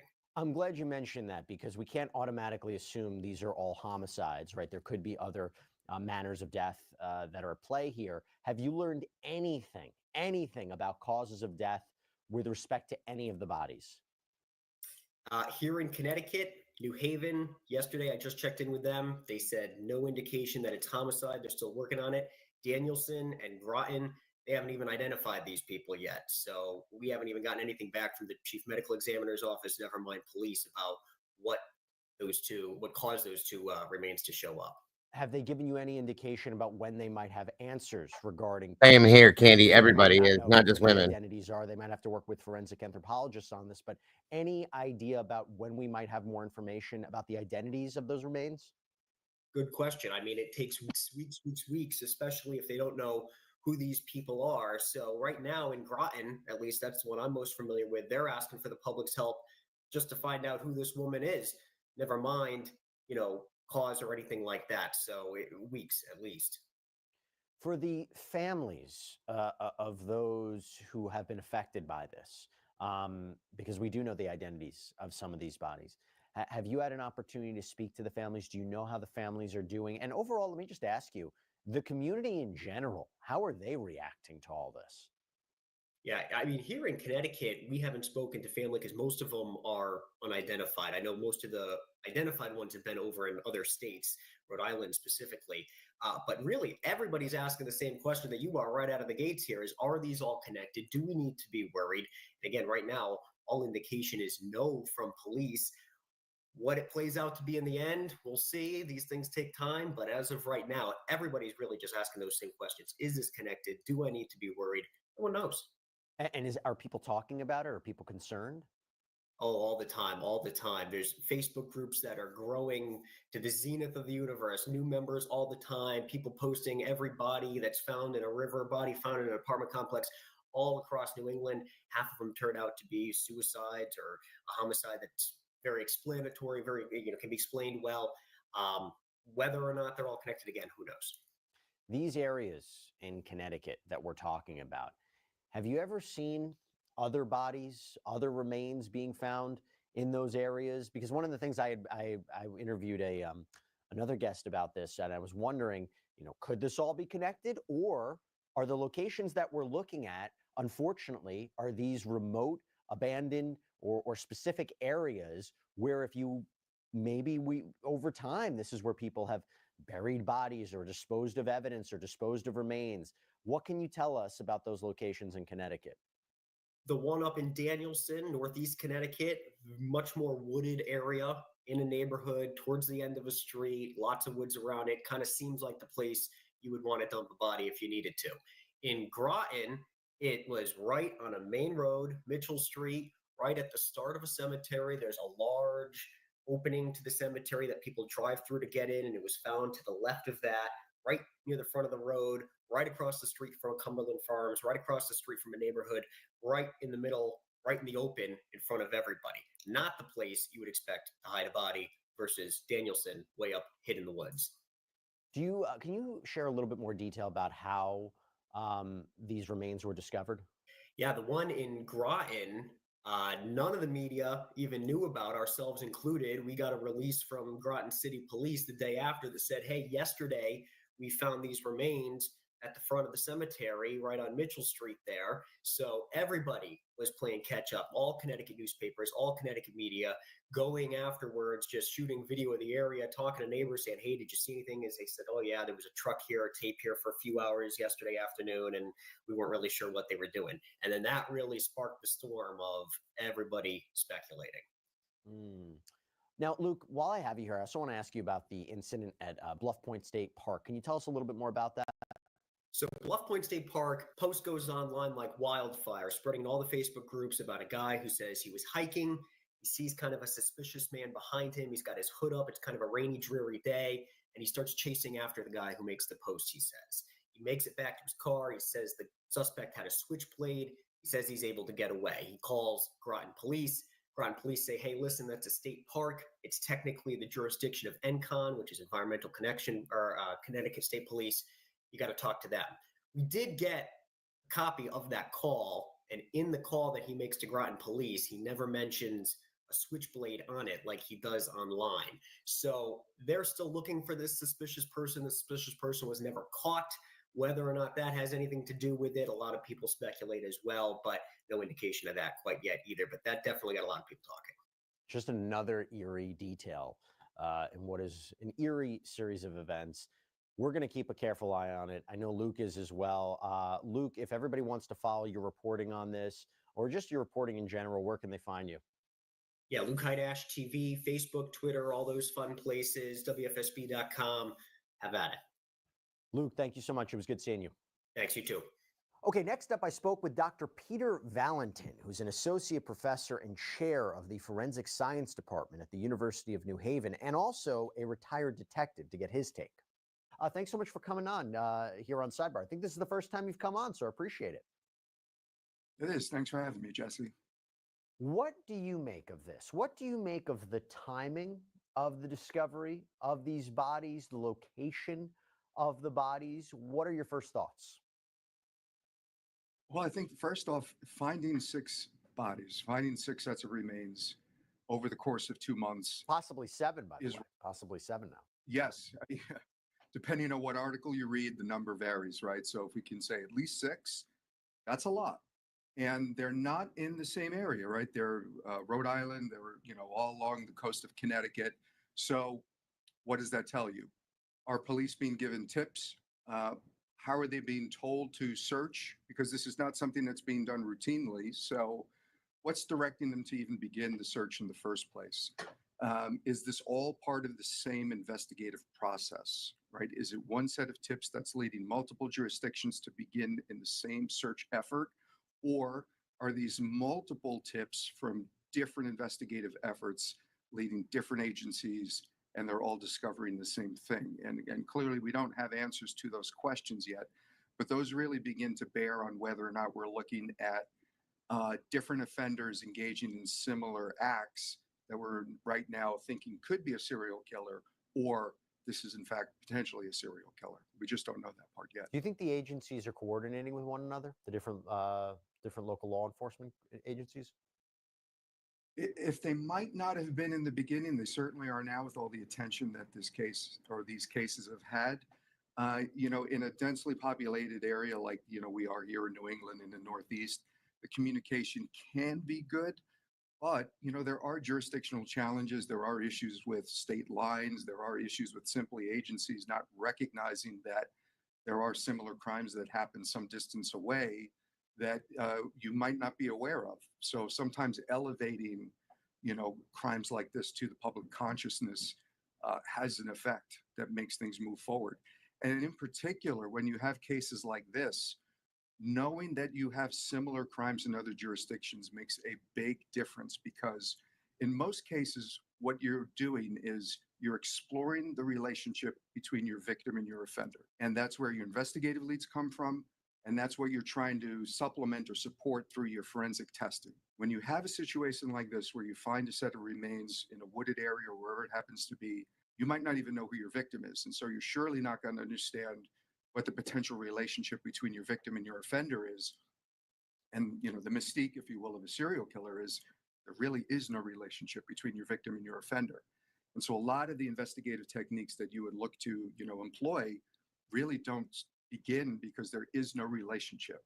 So knowing that across multiple jurisdictions, you have potentially the same offender can allow you to pool what limited information you have. So you have just that much more to go with. Is it strange that we don't know at the time of this recording the causes of deaths for all these individuals? I mean, again, and what's difficult about it, there's some unidentified remains. There are some, the bodies that were found in a certain location, others in a different location, but we don't quite know the circumstances surrounding their deaths, the causes of death, the manner of death. Is it strange we don't know that yet? And when would that information be released? Sadly, this is not surprising in situations where you have, severely decomposed remains. So absent skeletal trauma that would make, the cause of death abundantly clear, you might not know, right? When, a body is recently deceased, your ability to make a more thorough examination is much better. And the longer the time elapses between death and discovery, your ability to conduct a thorough examination just isn't there. And so when the remains are skeletonized or you're closer to that state than they are at the time of death, your ability to make that, precise determination just isn't there. So that's another challenge here, because if you can't really determine cause, manner becomes difficult too. Now, medical examiners, face these challenges all the time. And so that's their area of expertise. And so I defer to them and how they make those decisions. But certainly as investigators, we have a role to play in supplying them with information about the scene so that they can make the best decision possible, because sometimes the scene information is valuable to them in making those decisions. I think you're right, Candy. I think it is it's not 3 or more. surprising to me, given Then they become a for serial some killer. of the victims, how long was it that they were reported missing, and 8 months later their body was recovered? When you have that kind of time difference, it's not surprising at all. It's unfortunate because it's an investigative challenge, but it's not surprising. And just for our viewers and listeners, when we're talking about manner of death, we're basically saying is something, a homicide, was something an accident, those kinds of things, different than cause of death, obviously. Now, one of the things that struck me is it possible these deaths are connected? You look at similarities in the victims, you look at similarities in the when they went missing, how they were found, the time period, the location, or is the areas where these remains being found, is this just, and I hate to say this, is it just advantageous to dispose of bodies there? These are places where there might be no connection, but assuming there are all crimes, right? People found these remote locations and said, oh, this is a prime opportunity to dispose of remains. I mean, I wonder whether or not that's what could be going on. You bring up a great question, and this is where my expertise as a forensic scientist and my adherence to physical evidence is really, this is where it's paramount, because it's so easy to look at the idea that, oh, these are wooded areas, and oh, they were looking at the same demographic of victim, and then slip into this notion that it must be a serial killer, or if we find out later that they were all manually strangled, and so therefore it must be a serial killer. And I can understand that logical leap that we're making, and I'm not even saying that I wouldn't make it too, or at least I wouldn't consider it as a possibility. But for me, I'm driven by physical evidence, and the only way that I would ever get to that decision is the existence of physical evidence across multiple scenes that would connect a person to multiple scenes. You wouldn't get through it through MO, modus operandi, right? The way that the crime is committed, unless it was so extraordinarily specific that the conclusion was inescapable. But what I'm talking about is, do you find physical evidence, and generally we're talking about biometric information, right? Fingerprints, DNA in a biological fluid, even more specifically, that connects the same person to multiple locations. And I'll say it even goes further than that, because depending on how frequently trafficked these locations are, imagine if it's a hiking trail. Would it be unreasonable to think that you would have people visiting more than one hiking trail in a densely populated area like the Northeast? Good point. Right? And so if what we're doing is we're collecting the garbage around the area where a decedent is discovered, which is exactly what we're doing, would we find potentially the DNA of the same person in multiple locations? And if that DNA is simply being recovered because it's the DNA from somebody drinking from a bottle, we can't come to the conclusion that that must be that person simply because their DNA is found in multiple sites. We've got to take it one step further. And so in cases like this, we're going to lead with the physical evidence, but we've got to do it with a little bit of caution, that we don't want to over-interpret the physical evidence. We want to make sure we're understanding what its meaning is and what its limitations are. I just want to follow up on that. How does it work in terms of, let's say, for example, at one of these scenes, they find some sort of biological or forensic material that links to an individual, potential suspect. Is that immediately shared with the other agencies? I mean, how do they have that coordination in terms of what was found at one scene versus another? Well, yes, and certainly that information would be shared across agencies, because if you have, let's say, if we're talking about DNA, if you had an unknown male profile that you had, recovered from an item of evidence, well, now you can recognize, hey, I also have an unknown male DNA profile recovered from another scene. Now, those can be compared case to case. So we might not know who the offender is, but we recognize that we have the same profile appearing in multiple cases. So you can make a case-to-case hit. And that's, quite valuable, because now we can recognize we potentially have the same offender. Now, this gets even more valuable when we're dealing with it's coming from a biological fluid and not simply coming from, the discarded materials that we're picking up at the scene. Because biological fluids provide you with context. Right? They get there for very specific reasons, as opposed to us randomly picking up items from the vicinity where the remains were recovered. Mm-hmm. And talking about the remains, I wanted to get your opinion on this. The skull that was found in Plymouth, Massachusetts, that's missing a portion of it. Boston.com reported that it was collected by the Massachusetts State Police. It was sent for forensic analysis. I'm curious about what the tests that are being conducted upon it. What do they do with it? They talk about it being green. They talk about it being weathered. Do they match it to missing persons that are out there? And it kind of goes to a larger question about the unidentified remains. What really should we expect to come out of this? So, so this is where you want to engage the services of a forensic anthropologist. And so states should have a relationship with somebody with that specific area of expertise. But what I can say is that, so if you have, moss or something like that growing on the skull, that's certainly indicative of some kind of growth cycle. So is that a seasonal, is that a growth cycle? So how long has the skull been there? So the bleaching of the skull suggests that it's been there for a period of time for that to have occurred. There are, let's say brackets of time that you can then associate with how long the skull has been there.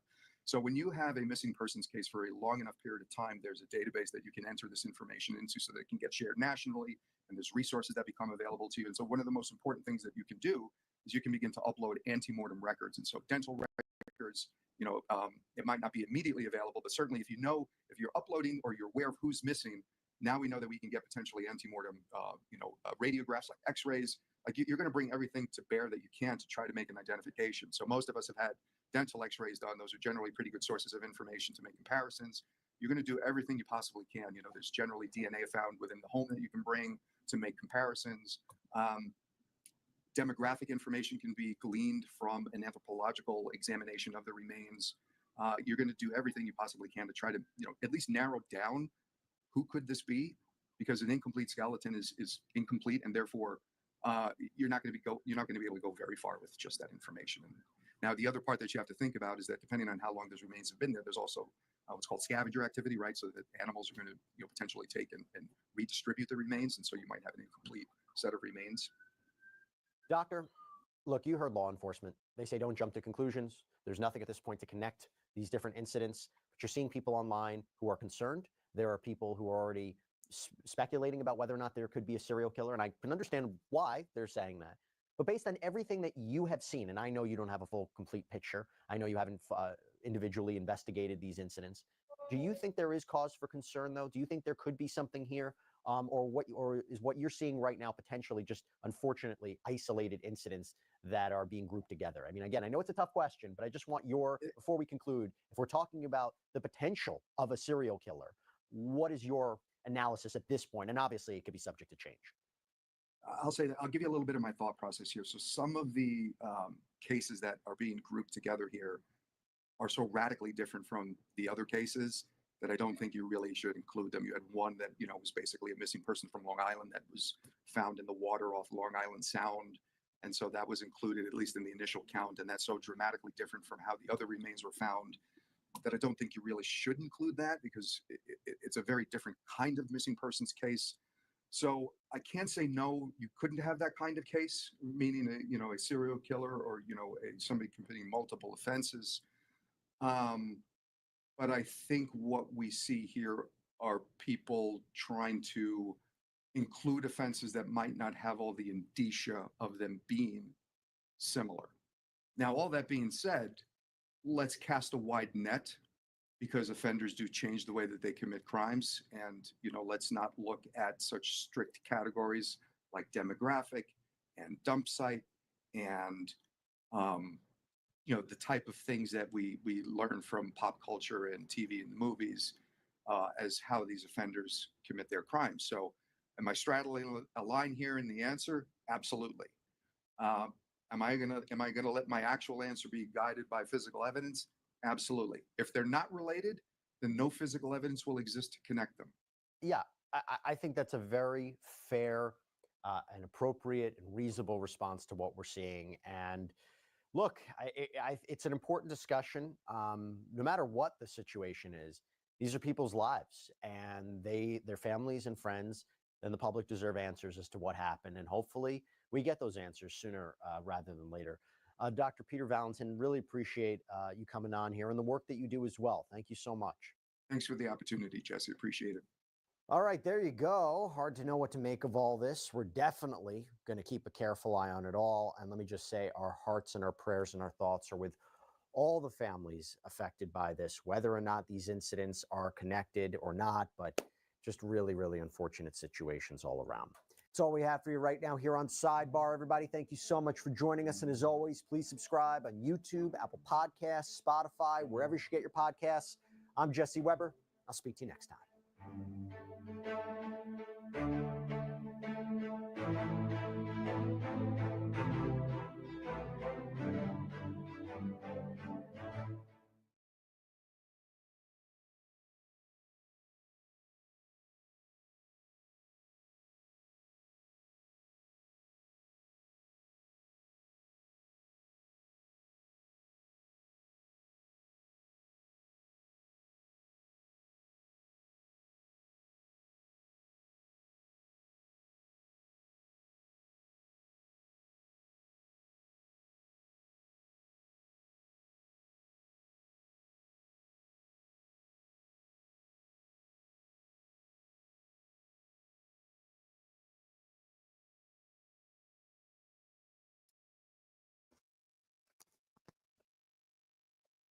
Hello, Social Glow.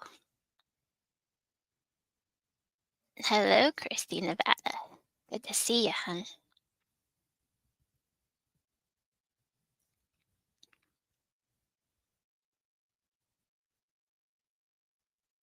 Diego, are you there? Yes. Jesus, I froze. Sorry. I'm sitting here yelling at myself. Sorry about that. Everything You're so froze. I don't know what quiet. happened, but it all froze. Sorry about that, everybody. Jesus. So hold on.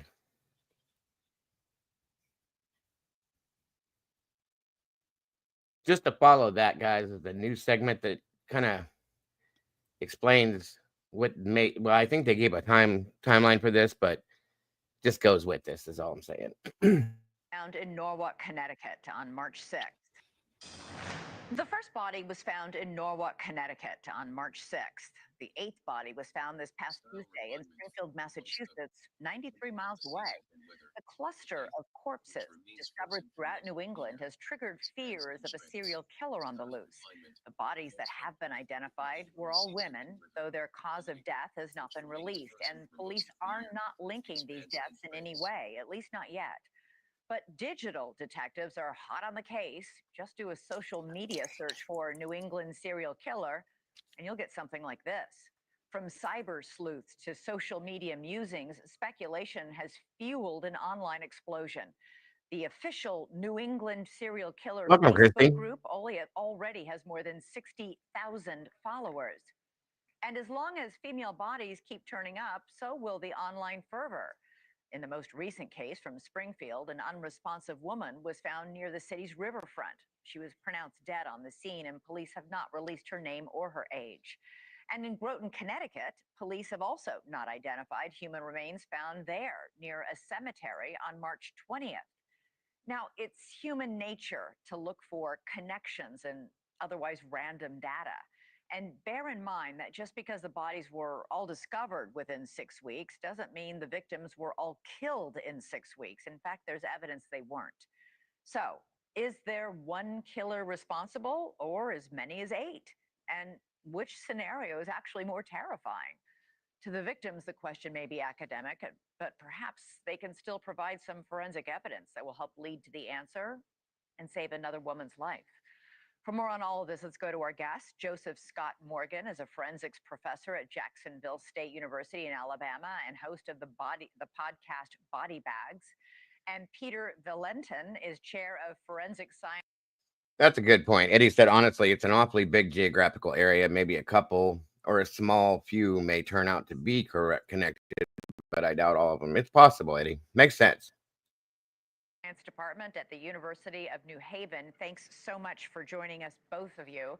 Peter, we don't yet know anything yet about the causes of death here for any of these 8 victims, but 8 bodies in 2 months, that does seem like a lot. Yes, and thank you for having me, Elizabeth. It is a lot. Certainly the time frame is extraordinary given the circumstances. And the question that it brings up for me. Good morning. There's our Bonnie Bailey. My love, good to see you today. I hope you're doing wonderful. So great to have you here. So great to see you. Miss Bonnie is a Canadian resident as well. So again, our prayers and thoughts going to everybody. I don't know where you're at there for sure, Bonnie, but in Vancouver because of the horrific thing that happened over there last night. I hope that everything is safe and sound in your vicinity, Bonnie. God bless. And we love you. It's great to have you here. Hiya, Bonnie. Is sort of what precipitated the searches to begin with. And, you know, there's a range of possibilities here. Were the police tipped off? Were there a number of tips? Were those tips from the public? Were those tips from agency to agency? You know, and given the population density in the Northeast, you know, it stands to reason that, you know, interagency communication can be at play here, that a situation in one jurisdiction begins communication between jurisdictions that all of a sudden gives us. And that's true. You know, I was sitting here thinking kind of like on what Eddie said. And we all do this. When we see multiple people, just like with Lady Bird Lake, things like that.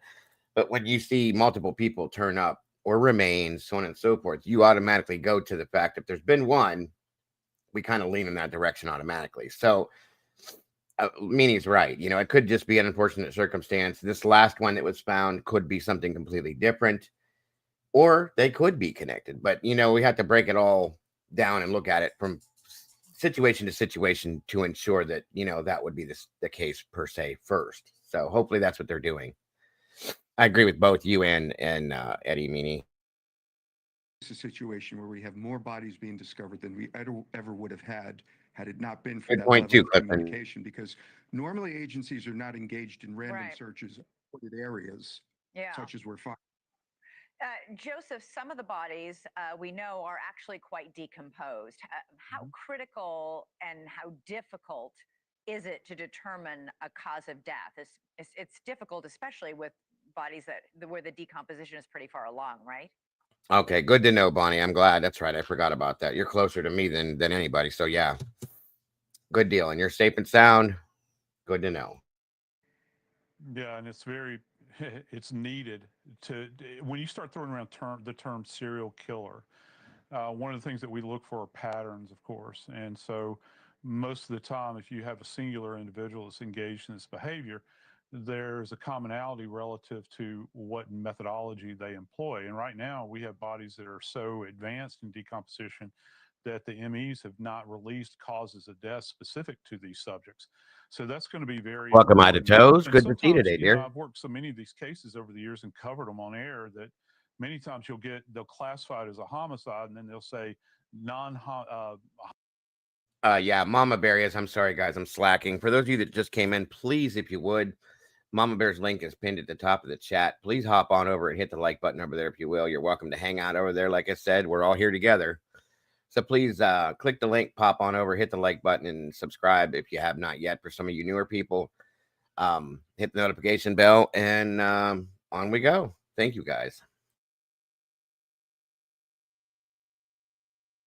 homicidal violence, and that's the best that they can come up with.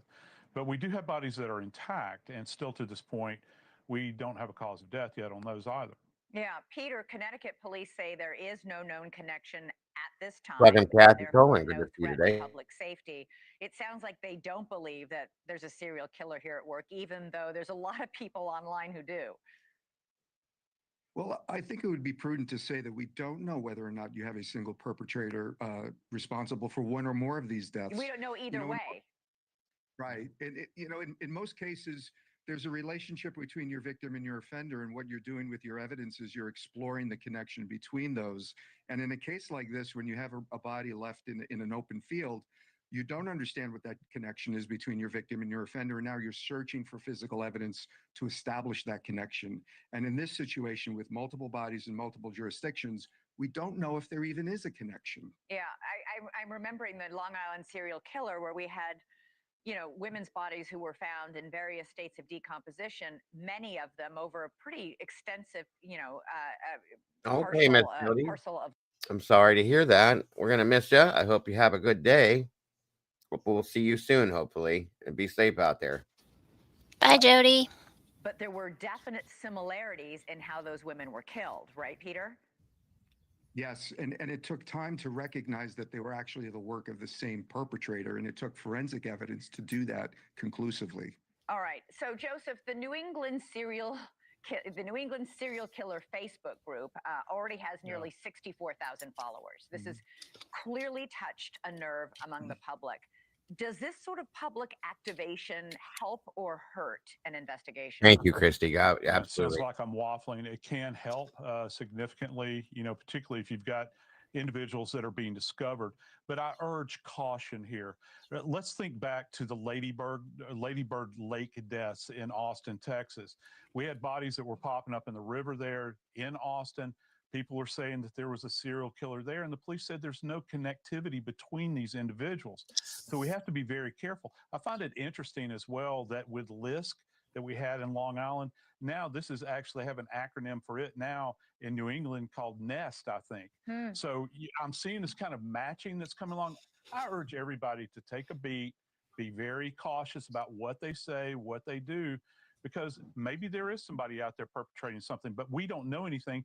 And look, we don't know what the police know, and we shouldn't know what they know because they're working these cases. We'll know all in good time.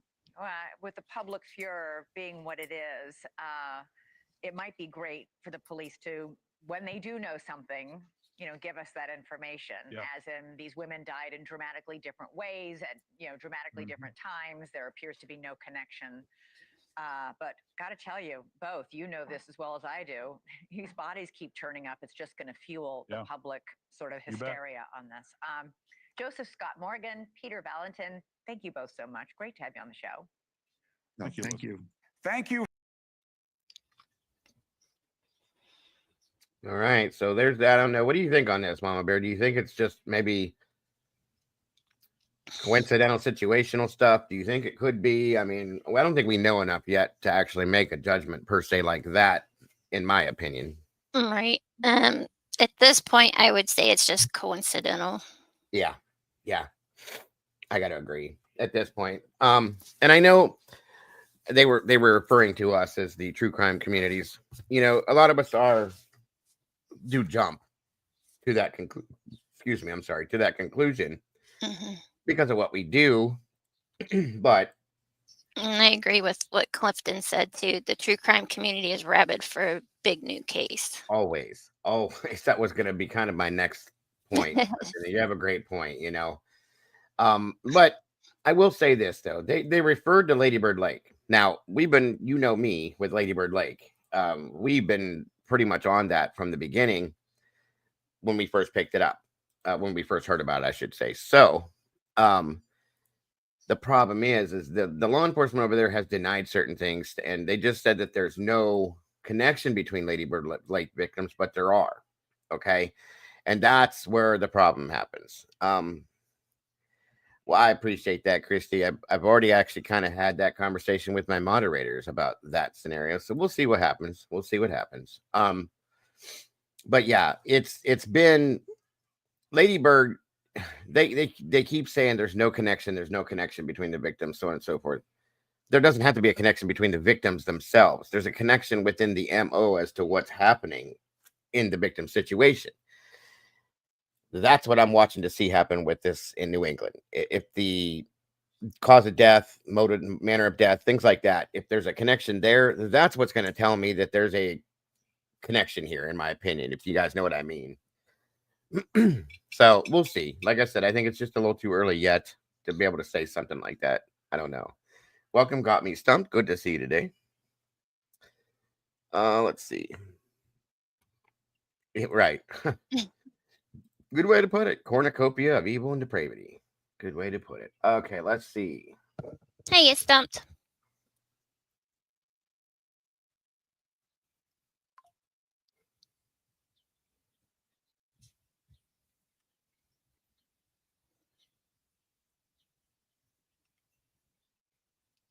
One minute, guys. I'm trying to decide time-wise where we're at with this. So we're going to roll over probably a little bit for you, Mama Bears. I know you have some stuff you got to get done at some point here soon.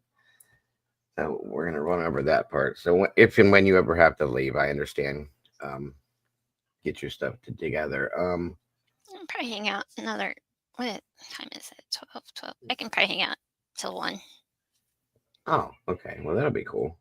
Because I had another story I was going to bring out, but it's, oh no, it's a little long. But it's kind of important to get heard if it hasn't been seen. Hold on here. I did have a bunch of stuff, actually. I should have done this. We haven't done a morning show in a couple of days, and I had a bunch of stuff to catch up.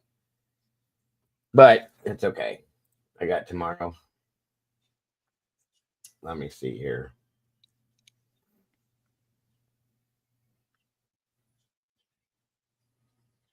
One moment.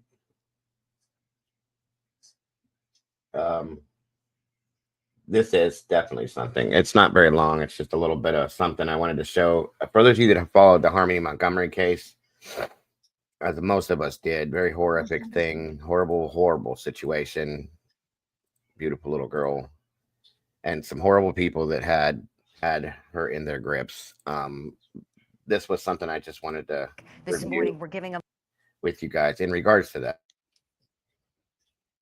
Sorry, in regards to that situation. There we go.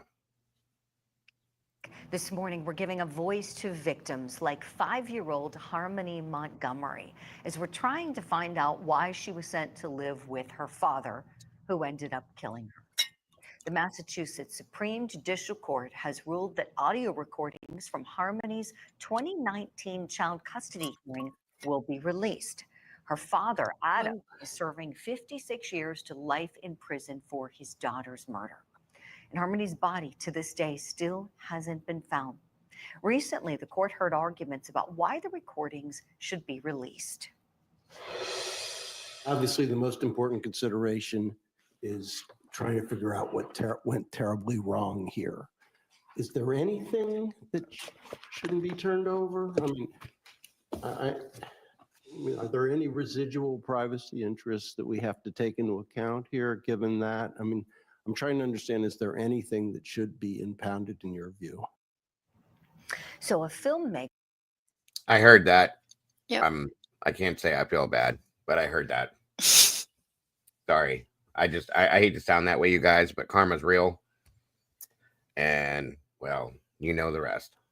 I don't even want to get into how I feel about him, so it wouldn't be very nice. I'll just leave it at that. Wanted access to those records for a film that he's producing on the Massachusetts child protection and juvenile court systems. Joining me now, retired juvenile court judge Carol Erskine, who also handled the adoption of Harmony's brother Jameson. And that's not all. She wrote the book, A Cruel Injustice, all about how Massachusetts put little 4-year-old Harmony into the hands of that monster. And the judge is on the program with us today to talk about it. Judge Erskine, good morning to you. I always say you are one of Harmony's greatest advocates. That is the truth. You're not getting a penny for this book, by the way, all the proceeds being donated, and to the Dave Thomas Adoption Foundation. When you heard this news, Judge, about what the court ruled, when the SJC said, okay, this can be released to that filmmaker, what was your reaction? Well, good morning, Julie. Thanks for having me on, and thanks for your advocacy for Harmony and for all child victims.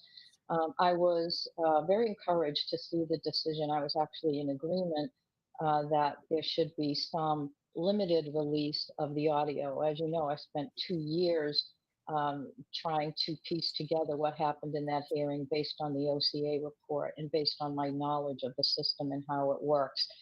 And as the decision came out 2 days ago, it basically confirmed what I said in the book, and that is that there really are no privacy rights any longer. There's no attorney-client privilege any longer. That it's important to, in some cases, it's very important for the public to know what happens behind closed doors. So this was a very narrow decision, releasing it only to the documentarian, and it's redacted to keep out names like Jameson and other children of Crystal Sorey.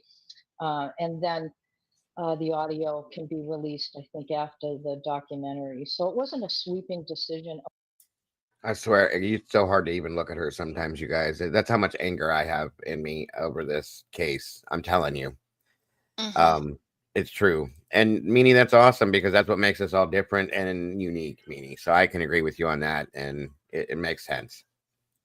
Opening up the juvenile court, which is what I had hoped they would say. But I agree, and of course I made that argument very strongly in my book, that it's time to open this up and tell the truth instead of letting Massachusetts hide behind things like confidentiality, privacy, and attorney-client privilege, because that's what the state of Massachusetts Yeah, we wants. covered They that want last to week, keep it a Tina. secret. Very sad, sad And it is situation certainly too. not lost on us, Judge, that you were the first one to say it and the first one to make that push with that great book that you wrote. Something I found interesting, perhaps you do too, Judge, and we have a clip on this. I want to play it now, that even Harmony's mother, biological mother, Crystal Sorey, and Adam Montgomery, didn't block the release of that information. Let's take a look. Particular case. The mother herself has freely discussed the substance abuse issues that led her to lose custody of her child. The father, who one would think would have some objections to disclosure, has not objected to disclosure at all. I'm gonna tell you because I think they probably believe they're gonna get some kind of money out of it. That's what I believe right there, both mother and father. Sorry, but I have no love for anybody in this case except for Harmony, period. So that's probably why they didn't block it, because they feel like they're gonna get something out of it. That's my opinion.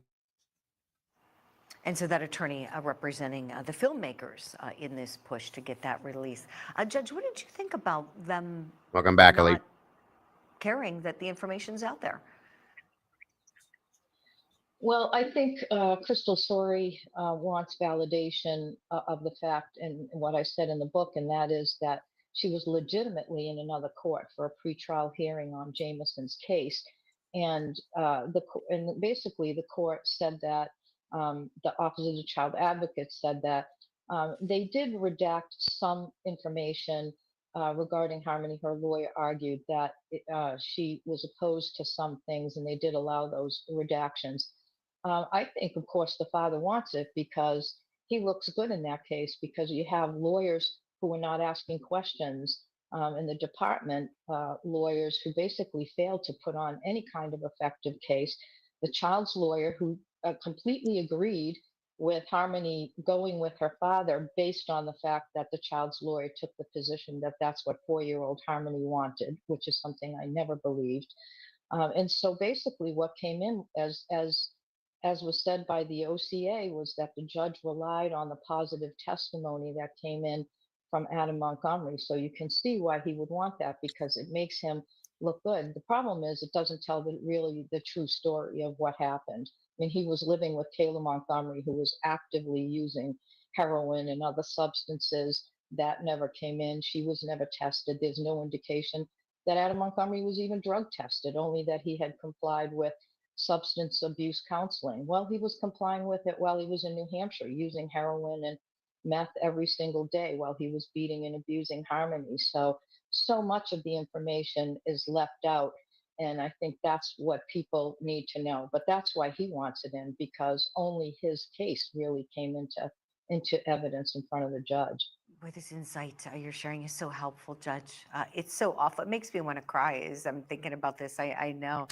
It has broken your heart in every way, hearing about what this child went through, being failed by so many people that should have been protecting her. And do you think, Judge, I know we don't, we can't go back in time, and we don't. In my opinion, well, maybe not only, but I feel that Harmony was failed by everyone. The system, everything failed Harmony, period. Our father was a child of Satan, in my opinion. That's how I look at him. Anybody that could do that to such a beautiful little girl, I can't imagine.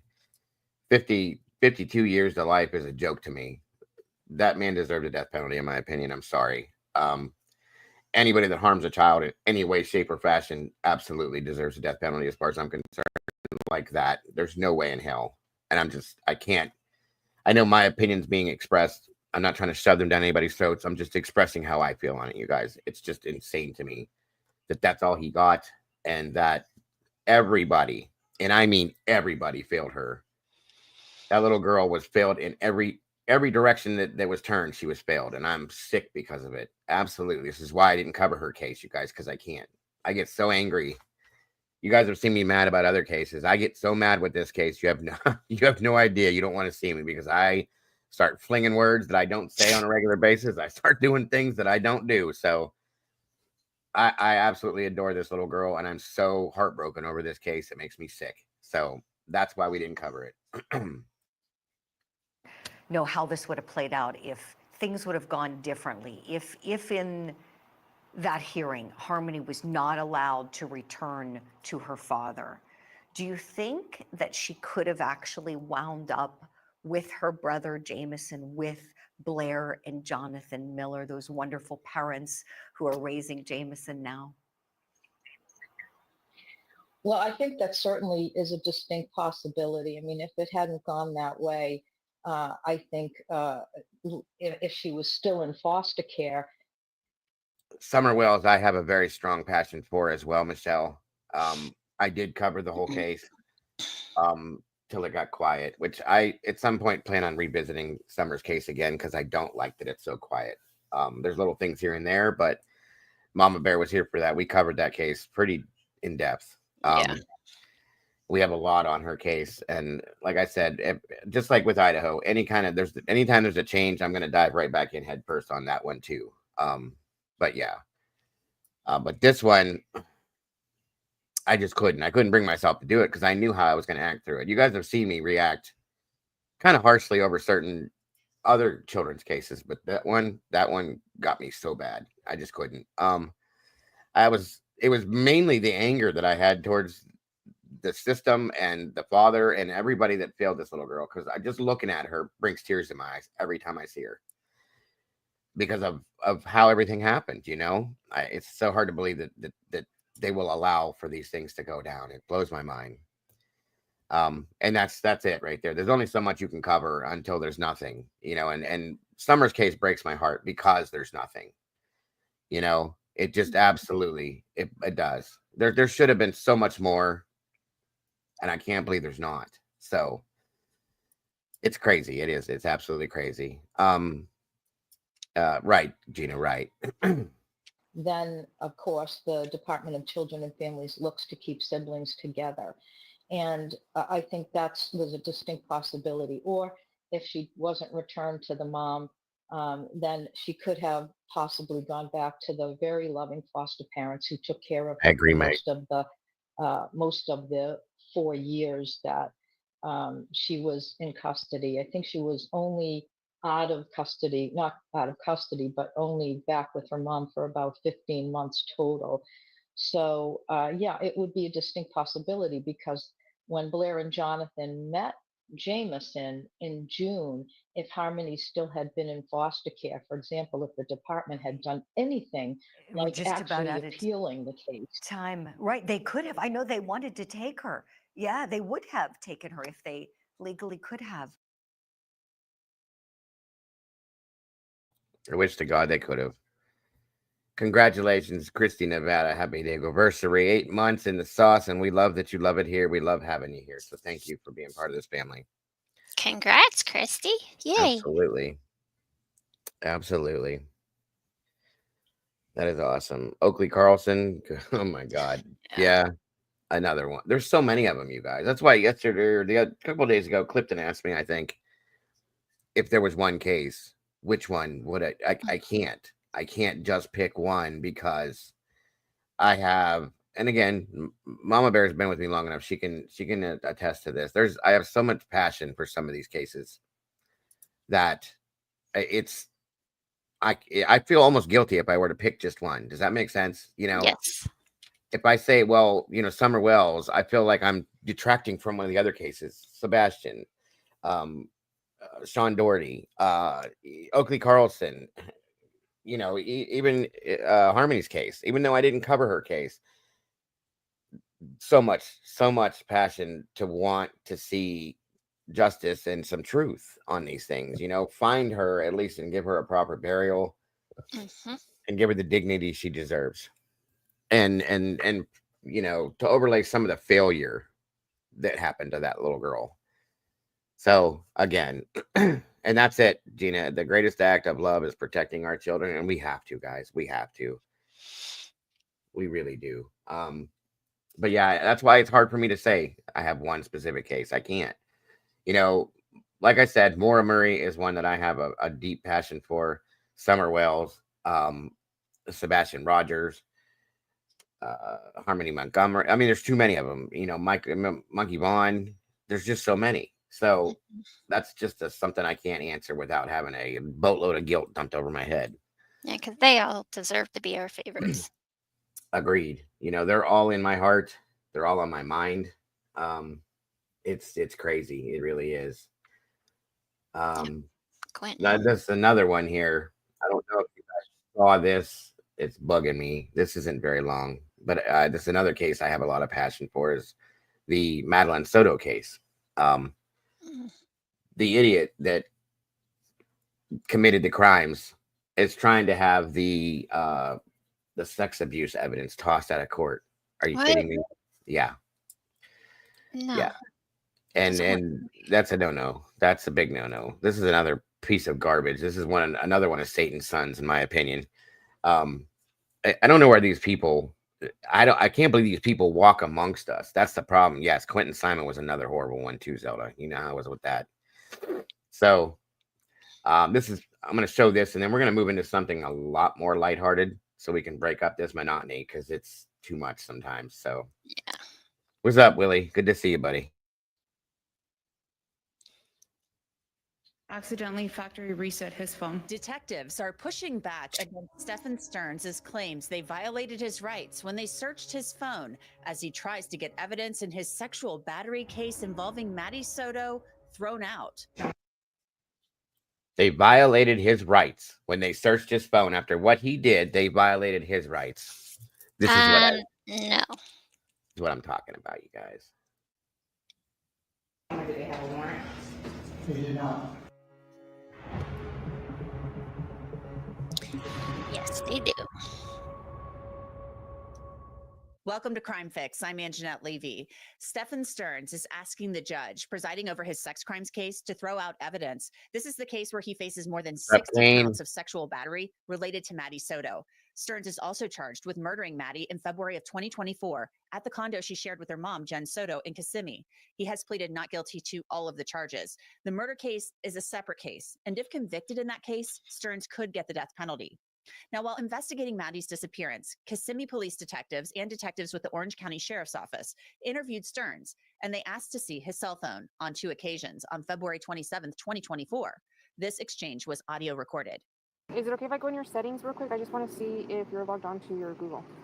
I am not logged on to my Google with that, actually. Is it okay if I check? Yeah. Now, Stearns claims the detectives should have had a warrant, despite him allowing them to look at his phone. No. He clearly right there. We're not going to get in depth in it, Alicia. Don't worry. Clearly right there said, yeah, sure, go ahead, because he's stupid.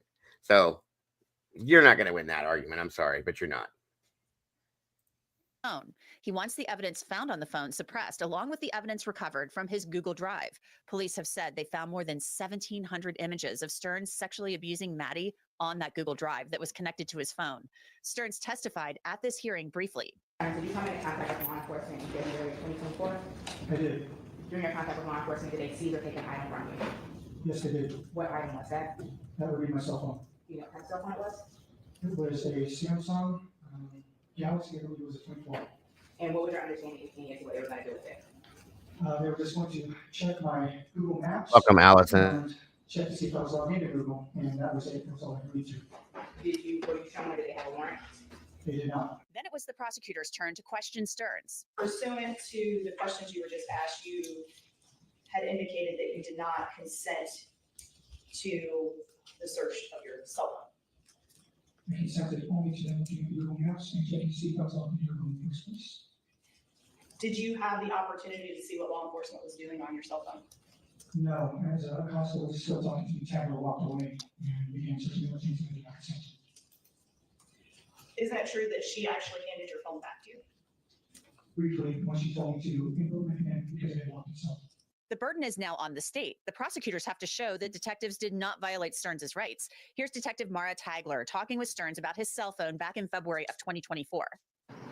And then I also noticed, I was checking your call history. I noticed that you don't have anything before this morning. Is that unusual on your phone? No, it's a new phone. Stupid. I went to do an update yesterday morning, and I don't know what the fuck. Pardon me. I don't know what the heck I did, but somehow during the massive OS update, I managed to factory reset my phone and lose all of my contacts. All my hockey. What time was that? Do you remember? Oh, sometime while I was hanging out with her, I looked at her and said, "What did I just do?" Okay. She might know better. I don't know what time it was. Bullshit. A bullshit. A bullshit. A bullshit. A bullshit.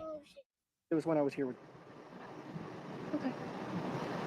I don't think I have any other questions. Do you? I don't know where my head was yesterday. It was so far up my backside. That's okay. We understand.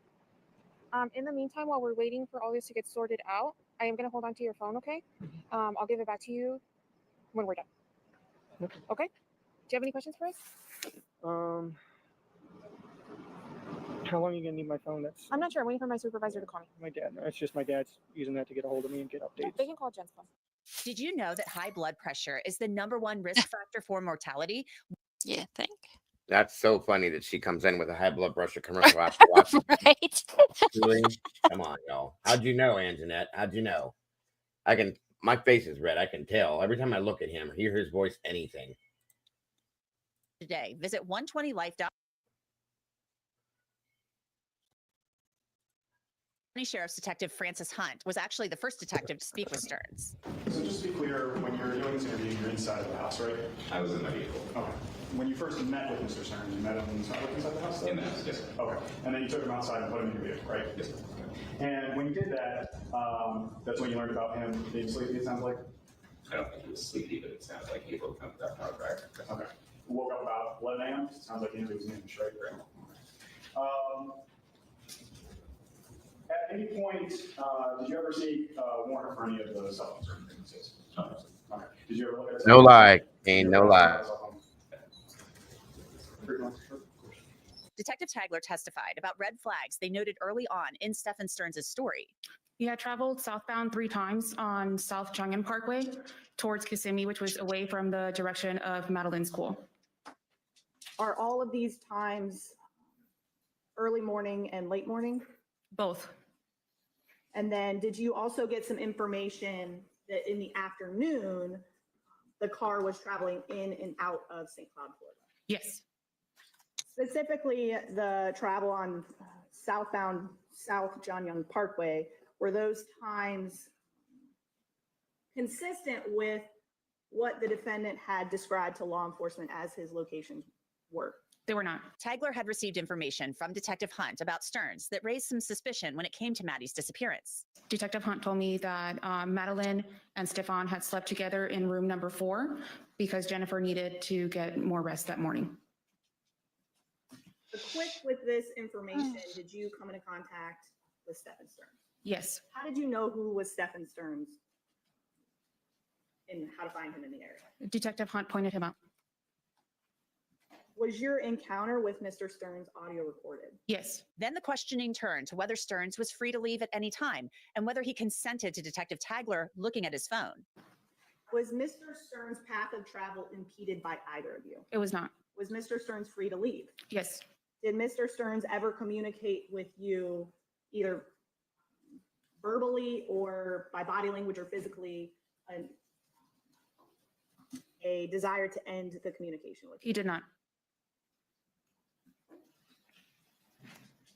At some point during your interaction with him, do you request for Mr. Stearns to take out a cell phone? Yes. Or to look at his cell phone? Yes. Can you remember where the cell phone was, where the defendant's cell phone was when you asked this question? I do not. It was in his possession, but I don't recall where he grabbed the phone from. Did the defendant consent to allowing you to look at his phone? Yes. And do you remember if Mr. Stearns' cell phone was passcoded, protected? It was. Who entered the passcode into the phone? Stefan. After Mr. Stearns entered the passcode in the phone and unlocked the phone, what did Mr. Stearns do with the phone? He handed me the phone. While you are holding the phone, where are you standing? In the same position next to Stefan. Do you hold the phone in a way to allow others to see what is on the phone? Yes. Where is Mr. Stearns at as you are looking at the phone? Directly standing next to me. And initially, the interaction and how the cell phone comes out, you bring up looking at maps in the phone. Correct. Are you familiar with the type of phone that the defendant had? I am not.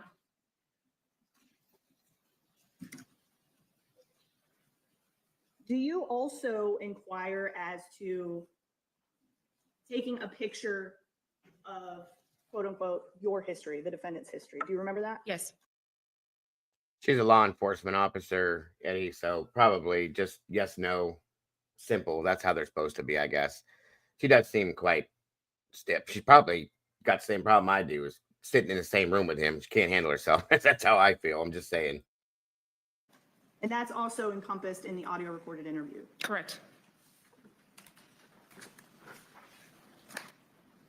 Does the defendant ever communicate to you any limitations on what it is that you're doing? He does not. Detective Tagler then answered questions about asking Stephen Stearns to see his phone a second time and seeing a lack of call history on the phone. Do you again ask Mr. Stearns to unlock the phone? Yes. How does that happen? Explain that process. He again enters the code and hands me the phone. At some point, do you bring up the lack of call history to the defendant? I do.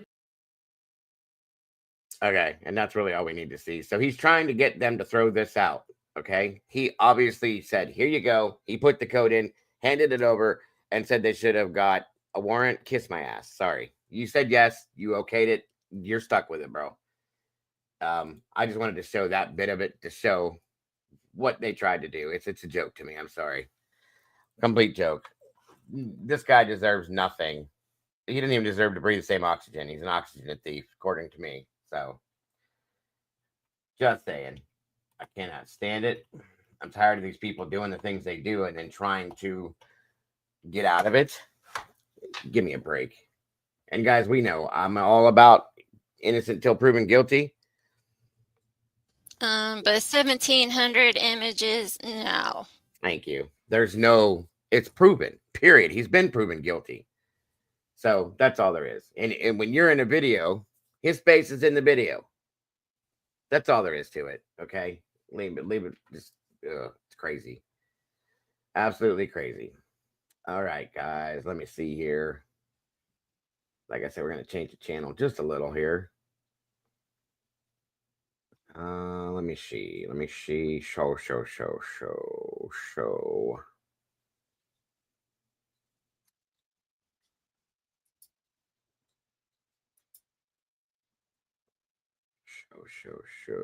Show. Where are they?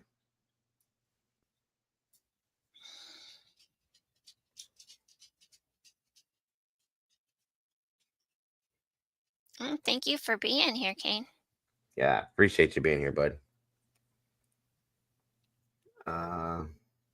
There we go. Hold on.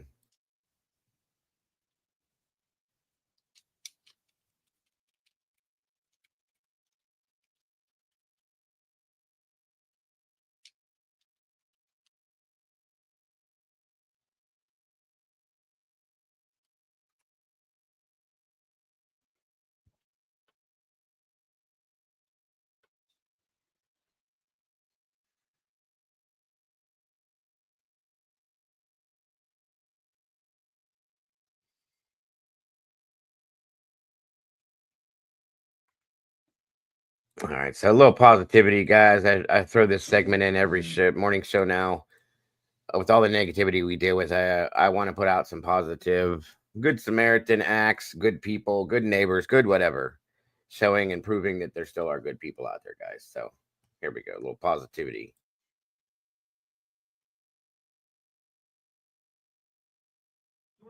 Hello, everyone. Some people don't even know their neighbors' names, while others are lucky to live next to wonderful people and even become friends with them.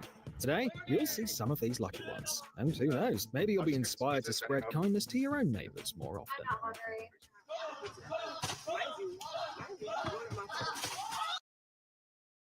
Oh, is this mixed up with stuff we've already seen? Hang on. Because I know we saw that one. Okay, maybe they just mixed it in with this too. Hold on. They're probably sleeping. What's your name? Oh, Moses. Thank you, Moses. I've seen you walking past the neighborhood a lot.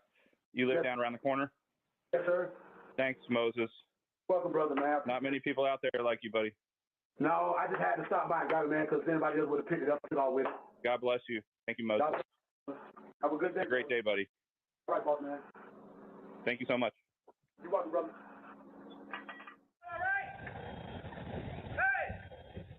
Come up the house! Come up the house! Albany!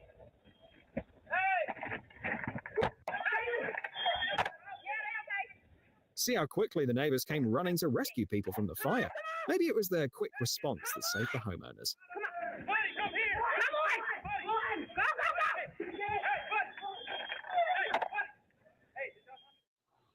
Being a good neighbor isn't just about being kind and supportive, it's also about bringing joy to the whole street. Now we go out. Let's just do stupid stuff.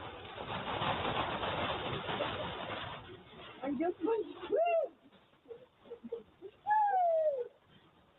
What the hell?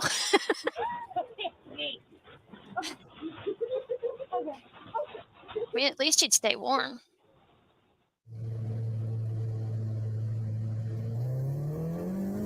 For as long as John could remember, cars had been...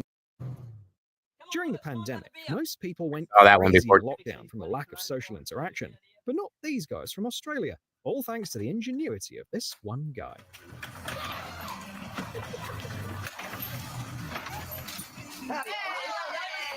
Hold on. Like 1.5 meters, please. Well, that's one way to do it. Well, damn. I mean, shit. Okay.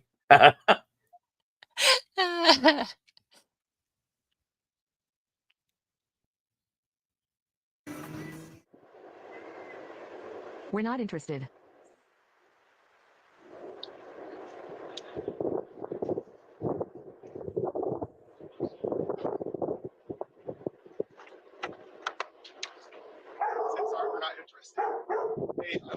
Oh, it's automatic. I was just getting some pizza. After hearing that his neighbor had undergone a serious surgery, this guy decided to show his support by personally delivering a pizza, a thoughtful gesture that deserves great respect.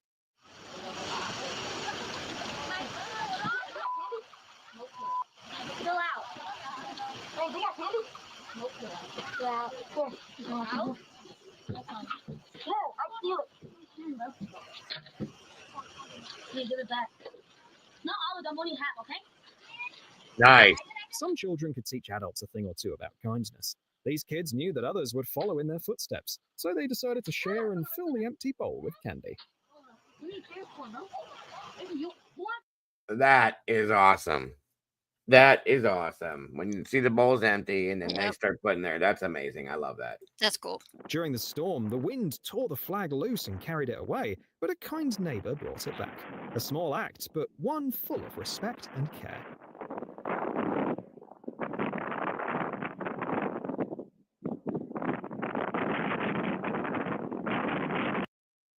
I don't know that I'd eat it either, really, but the thought is what it is. You know what I'm saying? It's the thought that somebody thought, knowing that he had back surgery or whatever, just to help him out. So that's an awesome thing. I like that.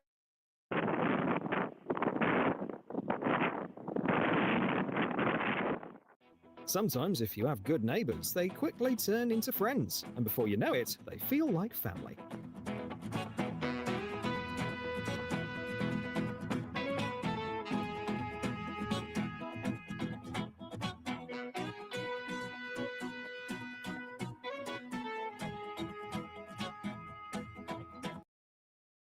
Is it just me or does this guy's backyard look like that indoor-outdoor carpeting? It does. I don't know that that's real grass, guys. Just saying. Looks good, though.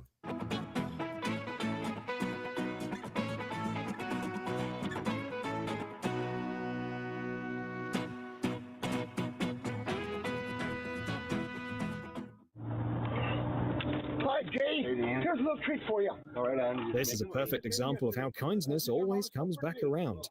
Dean decided to thank his neighbors for helping with the snow removal and lawn care. And, as the neighbors say, generosity like his is just a part of who he is. Thank you for being such a beautiful neighbor. God bless you.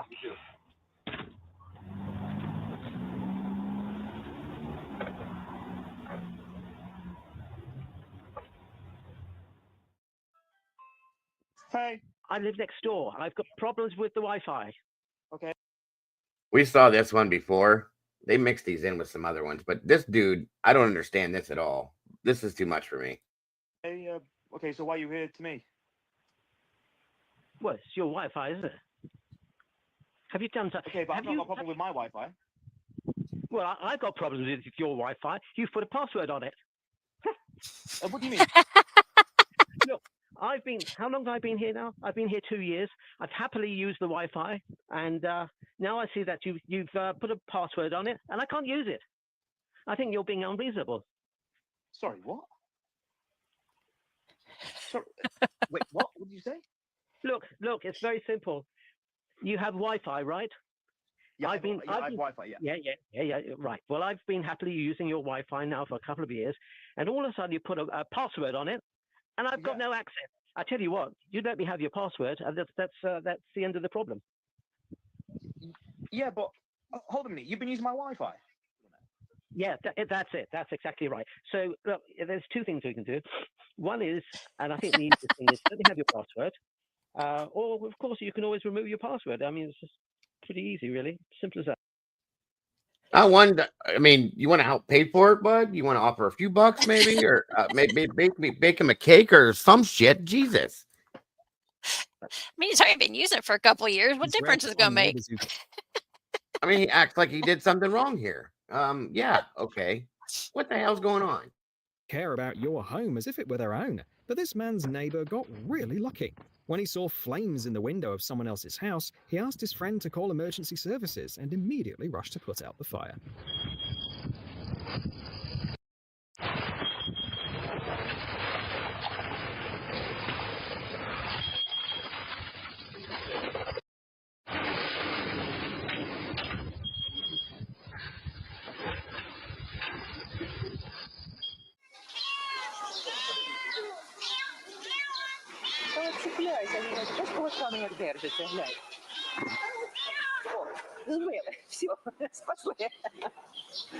Oh, poor baby.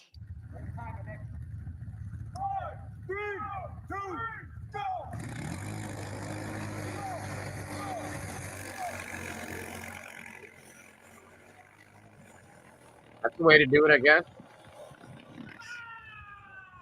I just hope it stops when they stop. For years, the neighbors couldn't figure out who had been leaving bags of groceries at their doors. But when a camera was installed in one of the apartments, the mystery was solved. Well, Willie, that wouldn't be Of as course, they much couldn't fun. let such What's that? I said, Willie, that wouldn't have been as much fun. Of course not. Come on now. kindness go unacknowledged, so they sent the woman flowers as a thank you. I'm sorry, I've come to...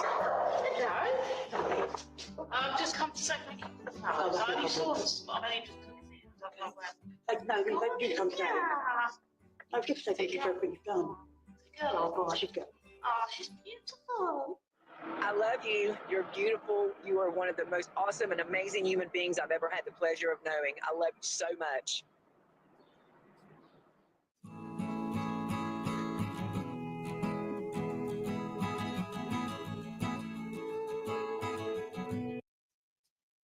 Yeah, this one's mixed with a bunch we've seen already. I don't know why.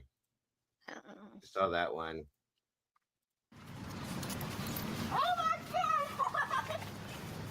This boy started mowing lawns for money, which he then spent on buying food and hygiene products for people in need. When his lawnmower broke down, the neighbors chipped in to buy him a new one. It seems like everyone on this street has a big heart. That's just because they wanted their grass to keep getting cut. I'm just kidding. I'm just Seriously. kidding.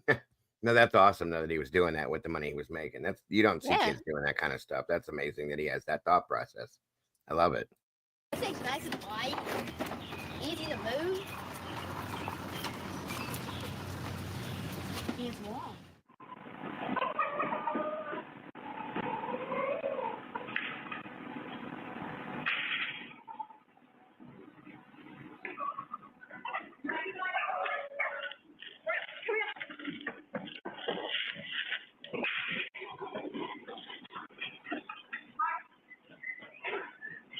Okay. Losing a pet is always a scary and heartbreaking experience. But if you have kind-hearted neighbors, there's no need to worry. Just imagine the joy of the owners when they returned home and found their beloved dog.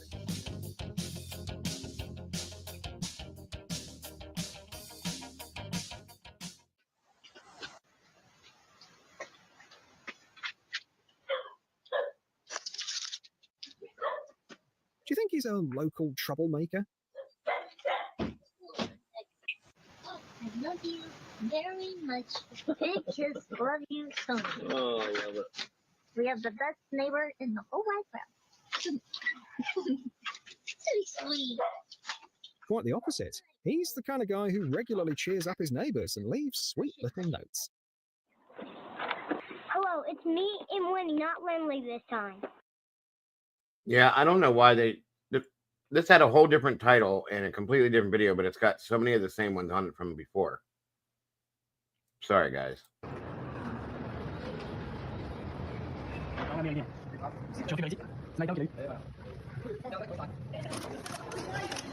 Quel cerveau!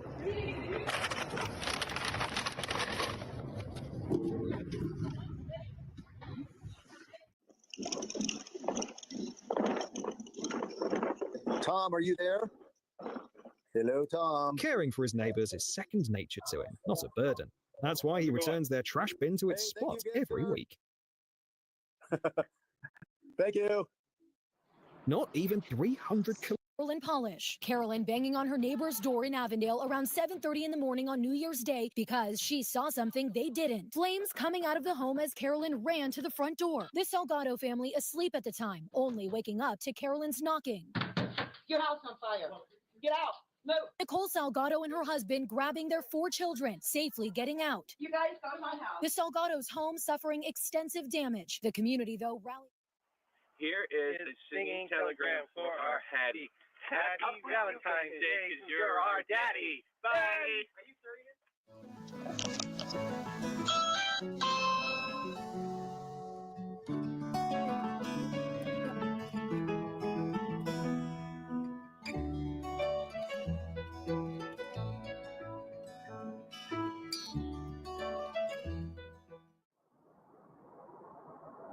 Thank you so much. Thank you very much. There's so many. Thank you. This is a beautiful reminder that the true measure of a person's heart lies in their actions. Even though the elderly man doesn't know English, it doesn't stop him from spreading kindness to those around him.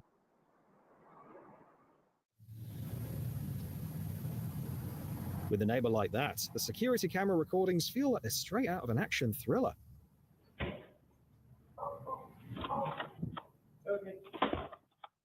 What the hell?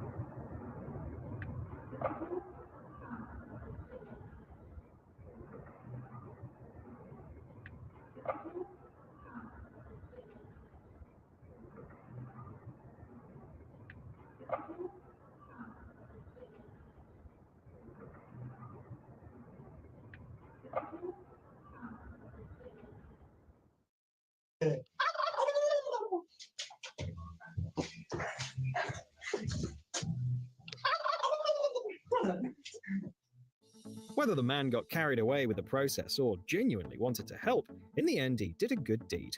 The neighbors were quite surprised when they returned home to find their driveway cleared of snow.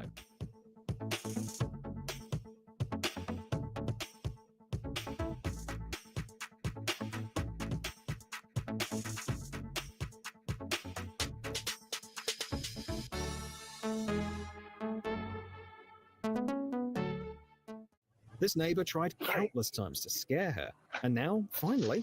What? I said hi. Oh, yeah, you're here. What's it? How many people came together to help their neighbors move their house? Living in this area feels like winning the jackpot. It gives a whole new meaning to moving, doesn't it? Jeez. Right? That's one way to do it. Nothing says neighborly friendship quite like turning a regular fence into a table for everyone to enjoy. Is this like a regular thing now? It must be. I don't talk to my neighbors enough to do that, but okay. Me either. Plus, I don't have a fence there like that on the one side, so still, hey, if it works. Seen more than 2 people doing it now. Yeah.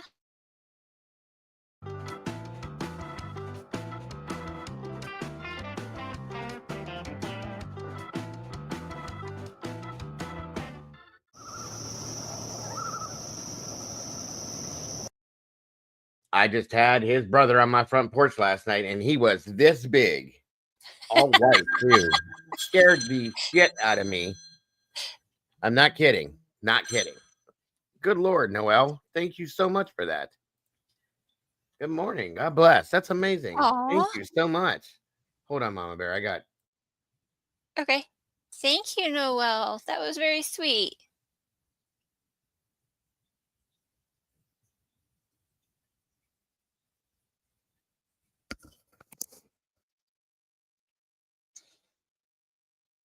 Yeah, Tanya, I don't know. Yeah,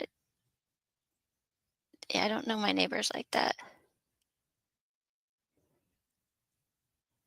I don't have a fence either, so that poses a problem. That is so amazing of you, Noel. God bless. I mean, seriously, thank you so very much for that. Guys, we don't ever expect anybody to donate and support the channel in those senses, but we do definitely appreciate it from the heart. That's amazing. So very generous. Thank you. Thunder scares the crap out of you. Who you get? Shut up. What's happening? Sergeant Matt's in the house. Good to see you. It is very awesome. Thank you so much again, Noel. God bless you. But yeah, this thing, I heard something moving on my front porch, which I thought was the cat. It's usually the cat. And I heard a very low meow, and I'm like, okay. So I opened the door, and I'm not kidding. This thing looked like a small dog. It was this big. Well, about that big. Big old white nasty looking thing. And he's just staring at me. I would have thought he would have ran. I'm stomping my foot, and I'm like, get the hell, scared the shit out of me. And shut up, tomboy. And he finally got off the porch like he owned my house or something. Like I was the one that was intruding, and he was supposed to be there, you know? And of course, he ate the cat's food. So the cat was pissed. But the cat was standing back from him like he wasn't going to fight the thing. They love cat food. Mhm. Hi, Jeff H. He's not always on your Sergeant side. Matt. Jeff. Yeah. Gotcha.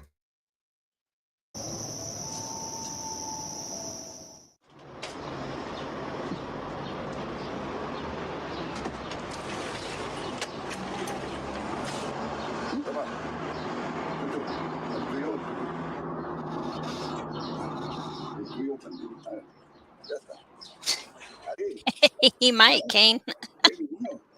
Ay, me van a poner celo. Se van a poner celo, mi titi. The first big snowstorm of the season brought out some true neighborly spirit.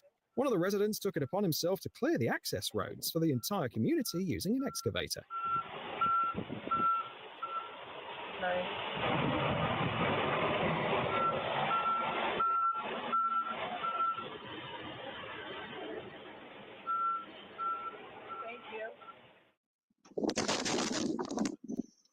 They were just walking by and happened to put the trash can back in place.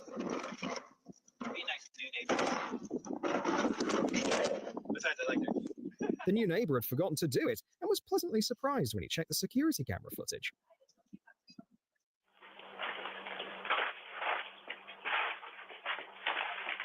At first, the owners thought their package was being stolen, but it turned out to be the opposite. Their kind neighbor had hidden it to keep it safe from thieves. Hey, this yours? Yeah, it's outside. It was outside by my bike, man. Thank you, brother. Hey, man. I know how it is, man.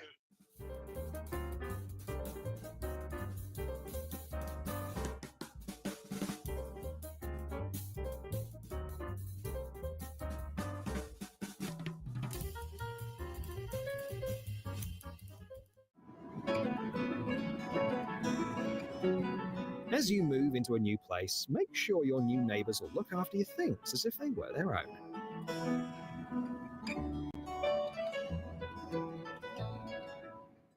Are you touching me? Dude, stop. I don't know you. Is you're my girlfriend? I have no idea who you are. Please Been stop. together for 2 years. I have no idea who you are. Please stop. I know her. I She's just playing around. I don't know her.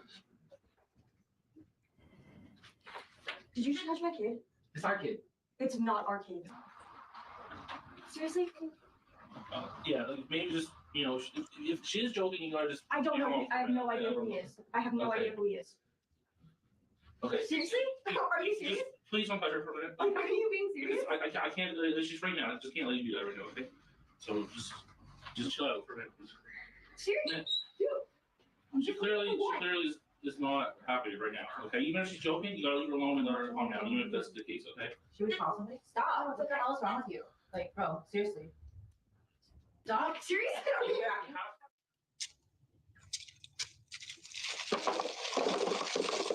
All the candy in this bowl was stolen, but the owners never noticed, because their kind-hearted neighbor kept refilling it.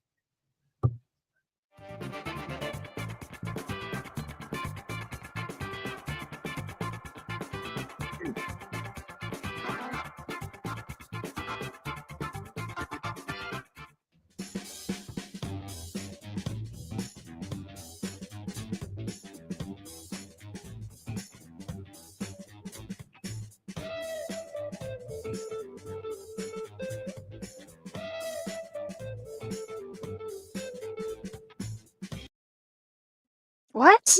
Good Lord, Noel. Noel. I mean, I buy a That's a coffee lot of machine for coffees. that. Jesus. Honey doll. Good Lord, my dear. God love you so much.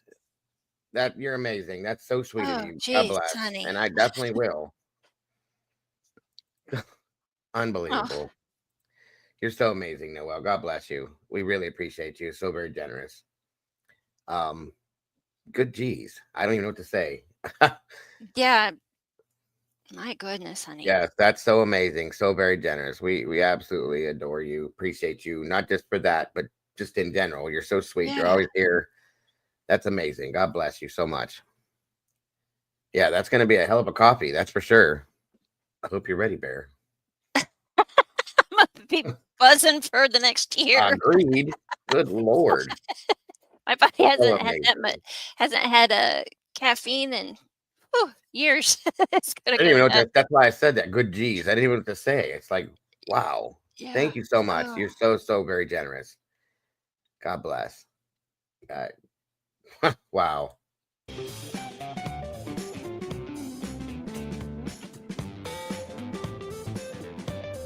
What the? I'm a little unnerved over this. Is this person dead?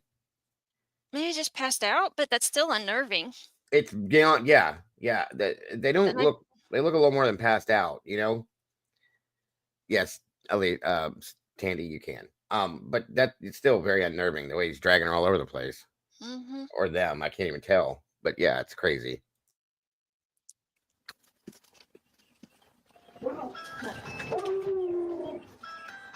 That pissed Diesel off. I got you some tomatoes. I'm sitting them. Do you hear that dog? Sounds like a huge dog. That's what I was saying, Meanie. That didn't look.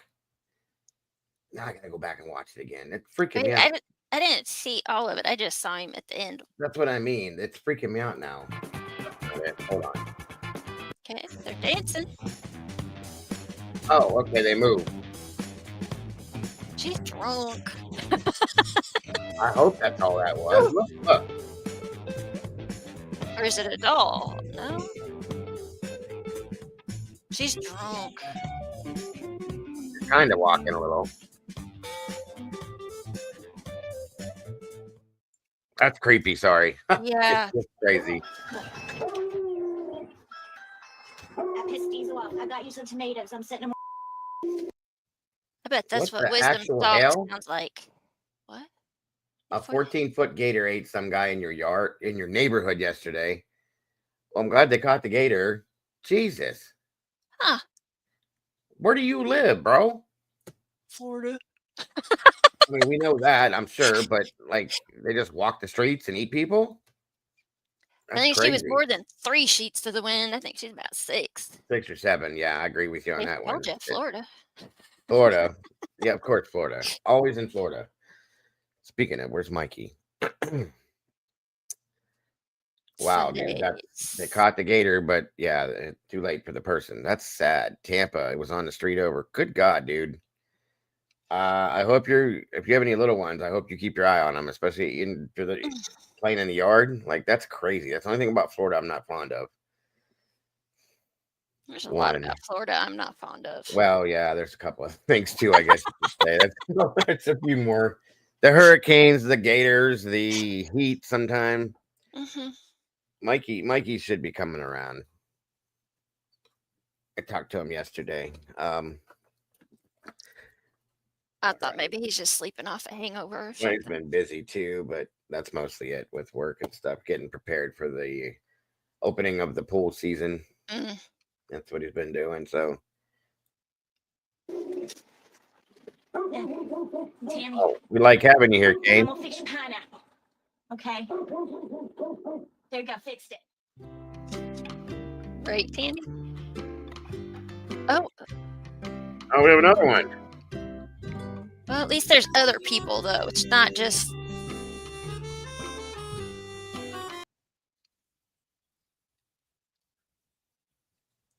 Wow, there you go, guys. There's some good Samaritan situational stuff. Some of that was weird, but still, Just a little positivity to throw up in there. That's your dog. That's what I was imagining too, Sherry. The horse you have. Absolutely. So, Mama Bear has given us some interesting stuff to watch today. Let's see here. Ooh, Tomboy, that thing looks. Now you got me wanting that damn thing. She just sent me a picture of what that slushy machine looks like. Oh. Yeah, that looks interesting. So, you guys, some of these things are just insane. Mama Bear has the great ability to be able to find some of the dumbest people that exist in our country, and some of the stupidest stuff that you would imagine. This next one, the first one, oh God, this one here. Which one? I don't even know what to say. This woman. Oh God. All right. It wasn't me. It's not Yeah. mine. Well, this is just as much as the one we watched before, where the syringes were found in the guy's ass, and he said, "I don't know how they got there. They're not mine." So, this woman, as you can read, police found meth in her, and she claims it's not hers. A female correctional officer found. I do not, Tomboy. Yeah, right. The correctional officer found $6,233 along with it. Now, this is where I got a little nervous here. Along with a clear plastic bag of roughly 1 gram of methamphetamine in Ashley Rawlins' vagina. Okay. $6,233. Guys.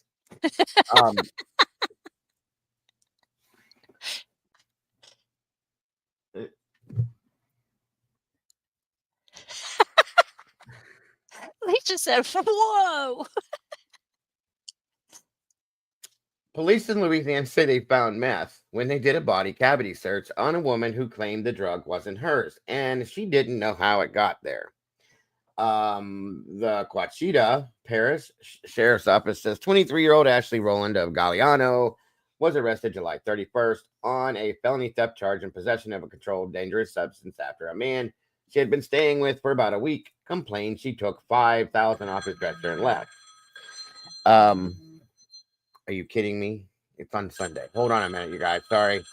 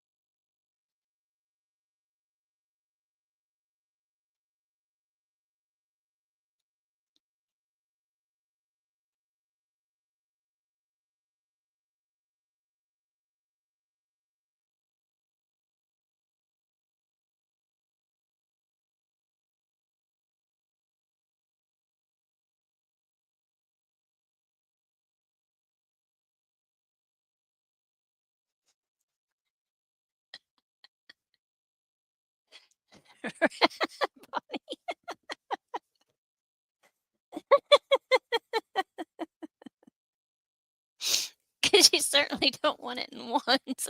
Sorry, that was the boss lady. She said, "What are you doing?" I said, "Show." And she goes, "Oh, what are you covering?" I told her, and I said, "Well, right now we're talking about a woman. They found almost $7,000 in some meth in her vagina." And she went, "What did you just say to me?" And I said, "Yeah." Okay, here's my problem. Okay. Bonnie said she hopes it was in large bills.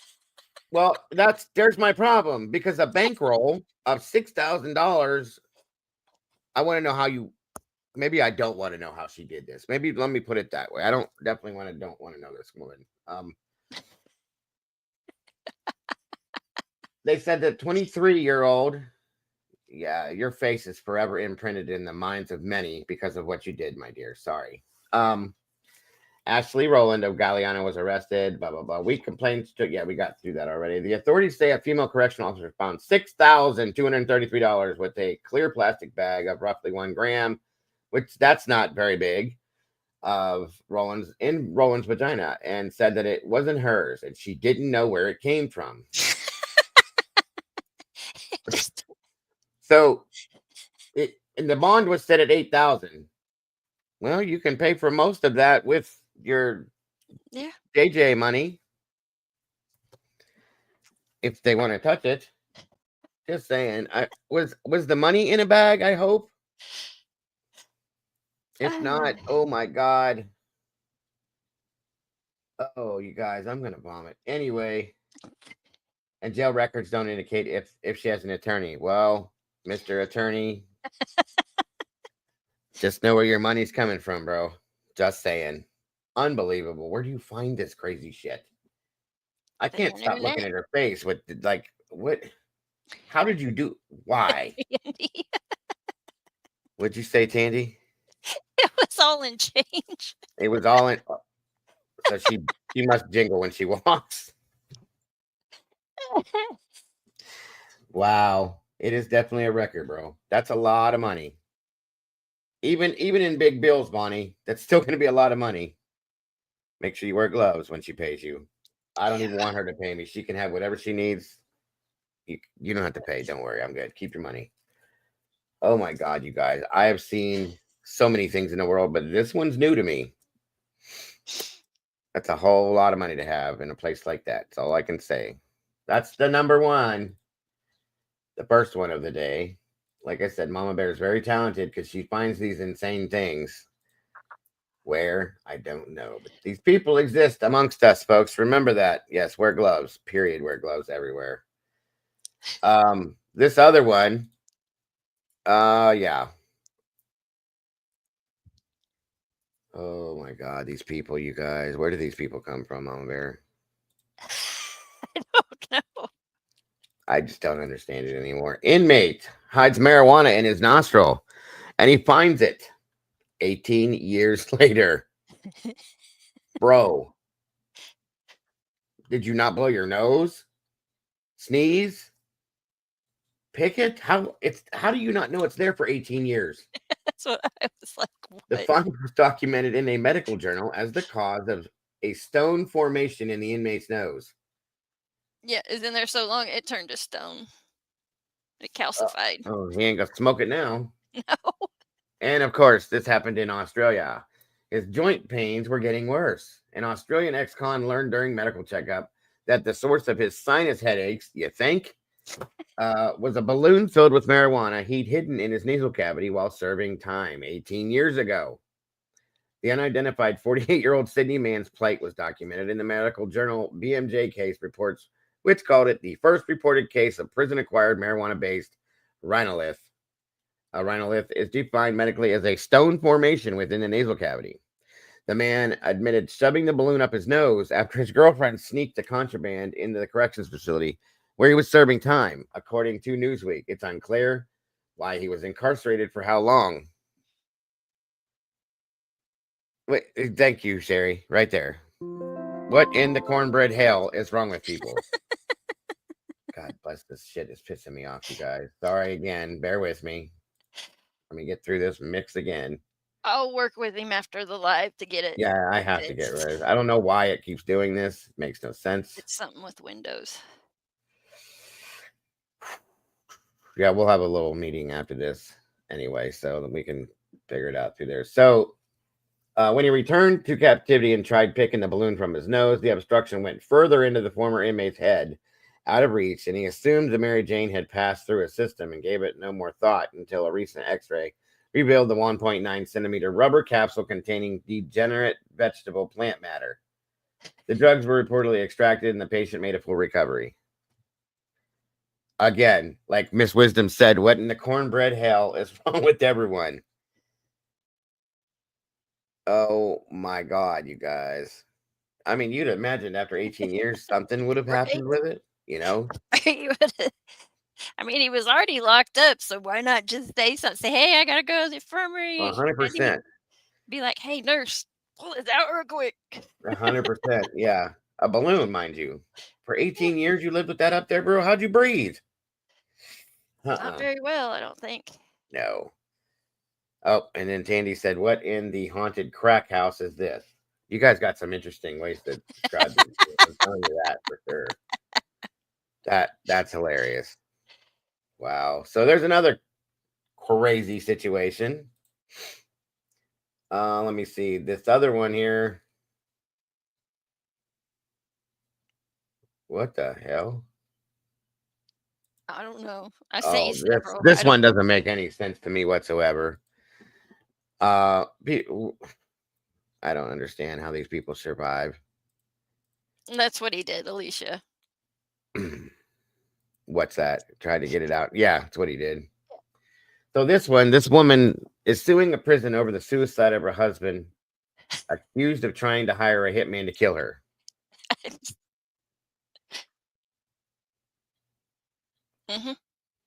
Okay. Linda McCauley claims that the county officials violated her husband's civil rights by not preventing him from dying by suicide.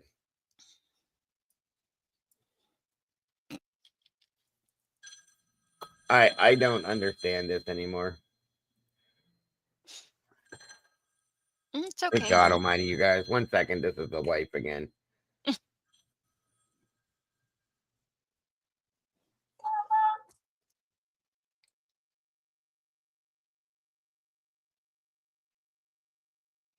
This one made no sense.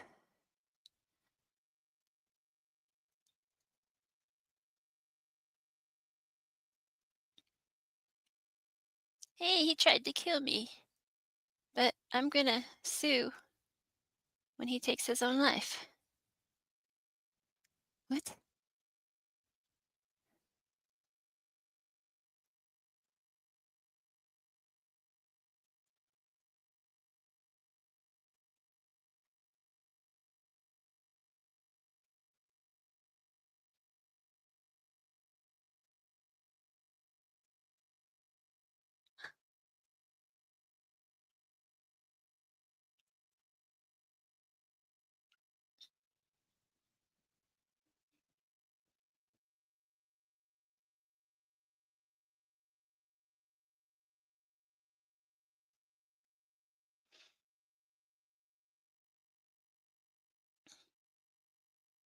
Here, I can. And my phone died in the midst of our conversation. So I'm going to hear about that. Okay. Uh-oh. You're in trouble. So 2 years ago, James McCauley hanged himself in the Dauphin County prison where he was being held on charges that he had tried to hire someone to kill his wife. Now that same wife is suing the county in federal court, claiming that county officials violated his rights by not preventing him from committing suicide. Okay. She's seeking more than $150,000 in damages in her complaint filed in U.S. Middle District Court in Harrisburg. She contends that prison staffers were deliberately indifferent to the fate of her 45-year-old husband and didn't successfully monitor him as he sat in a cell in lieu of a $2 million. He tried to kill you, woman. Right? Why do you care at this point? They should have realized he posed a serious risk of suicide, she claims. It says that he was found unresponsive in his cell 12 days after his arrest. Linda McCauley claims that he had been uttering repeated threats that he was going to kill himself.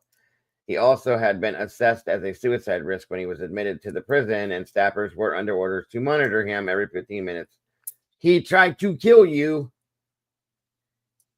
She contends that when he hanged himself with the sheet early in the morning of March 21st, her husband had not been monitored for 29-minute stretch. Linda McCauley claims prison records were altered to try to hide that alleged lapse in the monitoring. Well, of course, typical with that kind of stuff. It's the same type of a situation that Willie went through, sadly. Said 4 days, or McCauley was arrested 4 days after contacting an acquaintance and asking that person if he knew any contract killers. That acquaintance, who apparently informed police, gave McCauley a phone number. The investigators said McCauley called that number and sought to strike a deal to have his wife killed for $5,000. $5,000. That's all that costs nowadays, huh? This guy seems kind of like, wow. So McCauley gave the purported killer a photo of his wife and a list of places she was likely to be found. The detective said Macaulay was found dead hours before he was scheduled to have his preliminary hearing in his criminal case. I know what's wrong with people. Mm-hmm. I do not understand people anymore. That's crazy. That is crazy. Let's see. Oh, wow. Hold on here. Oh, you got some good ones in here today. Yeah. What the hell? Oh, yeah, this one was kind of funny. Check this one out, you guys. Quiet down, Dust Mop. Dog doesn't even have a real bark. Poor baby. Missouri man, only in Missouri, you gotta love it, walks into a county jail posing as a deputy and immediately gets arrested. You think? Would you say, Alicia? We don't really know the circumstances as to why he did what he did to her. Could have, well, I mean, yeah, considering that he took his own life, it really could have been, but it's still a little, that could explain why she's standing up for him in that sense. So yeah, that could make Maybe. Yeah. could make some. It's still wild to hear, you know. Chad Michael Gosney said he was there to pick up an inmate and really thought they were going to fall for this. Jefferson County man was charged Thursday after sheriff deputies said that he walked into the jail, Sallyport, claimed to be an officer there to pick up. Hold on, you guys.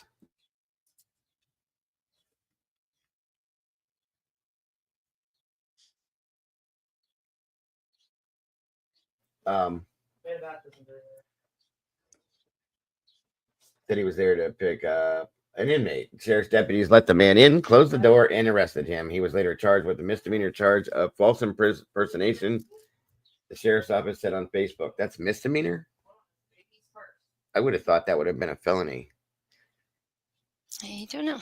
The man was identified in the court documents as Chad Michael Gosney of DeSoto. He's being held on $10,000 cash bail. Officials said they do not believe the person Gosney claimed to be at the jail to pick up had asked to be let out.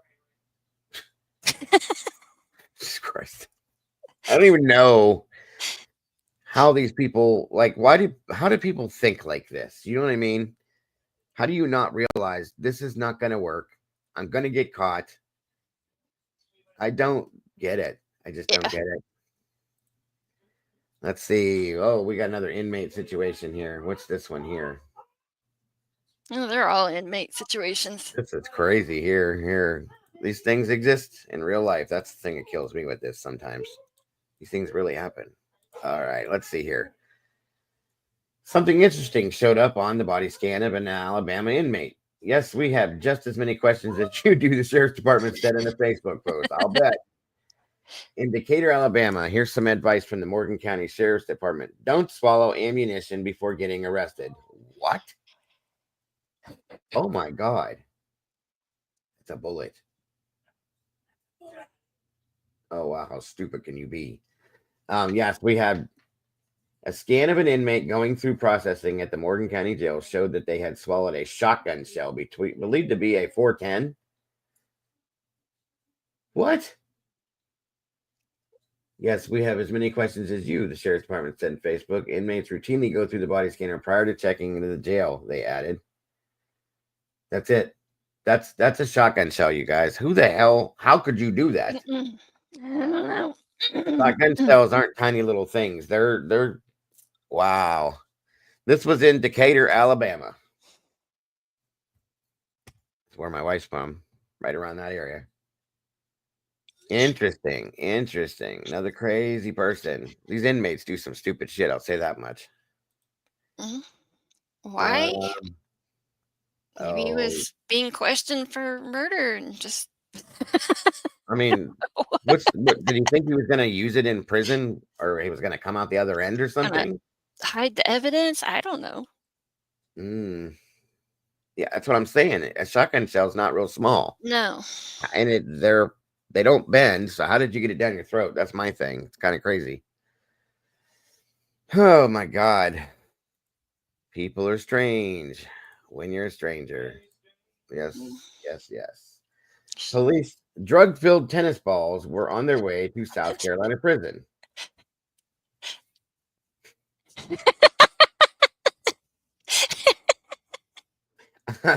A group who had a launching device had planned to hurl the balls toward the prison.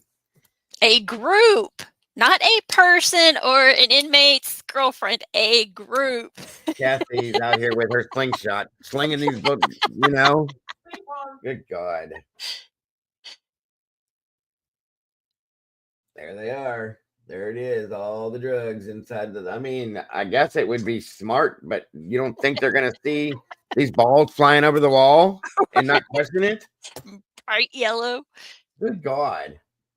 Pageland, South Carolina. This is down in Miss Sherry's country. Tennis balls were stuffed with drugs and heading to a prison's grounds, South Carolina officials said. A group, like Mom Bear said, not a person, but a group, who had a launching device had planned to hurl the balls toward a prison, according to Pageland Police Department. But that scheme was derailed when officers stopped a car that was bound for the detention center, police said Wednesday in a news release. Upon further investigation, officers located a launcher with canisters, tennis balls that were cut, that contained tobacco and green leafy substance, and a Fruity Pebbles covered ball of THC. What? The substance that contributes to mental effects of marijuana, officials said. A photo that Pageland police posted to Facebook shows the substance formed into about a dozen rough balls and wrapped in plastic. In all, police said they found about a quarter pound of marijuana, more than 1 pound of tobacco, and an open alcohol container. So that explains why they did it, because they were drinking. 3 people were arrested in connection with the case, though police in a Facebook post didn't list attorneys for them, because no attorney is going to support somebody like that, I'm sure. Terrell Freeman, Terrell Rashad Jones, and Alexia Shakia Turner Stewart were all charged with possession with intent to distribute. You think? Marijuana, criminal conspiracy, and open container. Freeman faces additional driving-related charges, and Stewart faces another drug-related charge, according to police. Officials didn't say which prison the group is accused of trying to reach, thank God. The Evans Correctional Institution and Bennettsville Federal Correctional Institution are about 45 miles from Pageland. The town is Chesterfield County, roughly 75 miles northeast of Columbia, near the North Carolina border. And there's the Fruity Pebbles. What? I don't understand. I don't understand. Jacob Munster, hello again. Question about Idaho 4. If Dylan saw Xana, where was Ethan? I heard he was found outside the door and Xana inside. So I don't believe that was true. Because it would have been stated, I have to believe in Judge Hippler's affidavit that he dropped the other day. He had to have been inside, from my understanding. Inside the room on the other back side of the door. That's the only thing I can think of, Jacob. Yeah, Evans Correctional.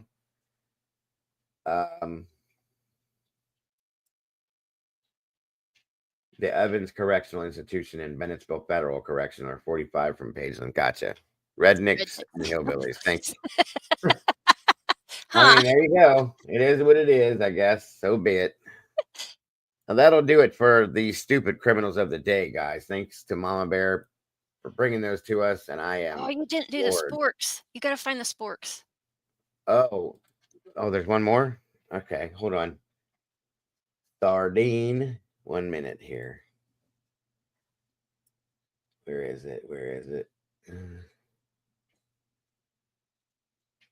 Oh my God, are you serious? Yeah. You gotta tell that one. Gotta do this one to end it with then. I thought that the vagina one was the most interesting, but no, I sir. don't know, guys. Here we go. This is quite interesting too. The joys of being in the true crime realm. We get to see all the stupidity as well. Jailed Oregon man accused of lunging at deputy with weapon made of plastic sporks. The weapon consisted of 6 sporks bound together with plastic wrap and an instant coffee wrapper. The Multnomah deputy was struck in the face but not severely injured. What the hell?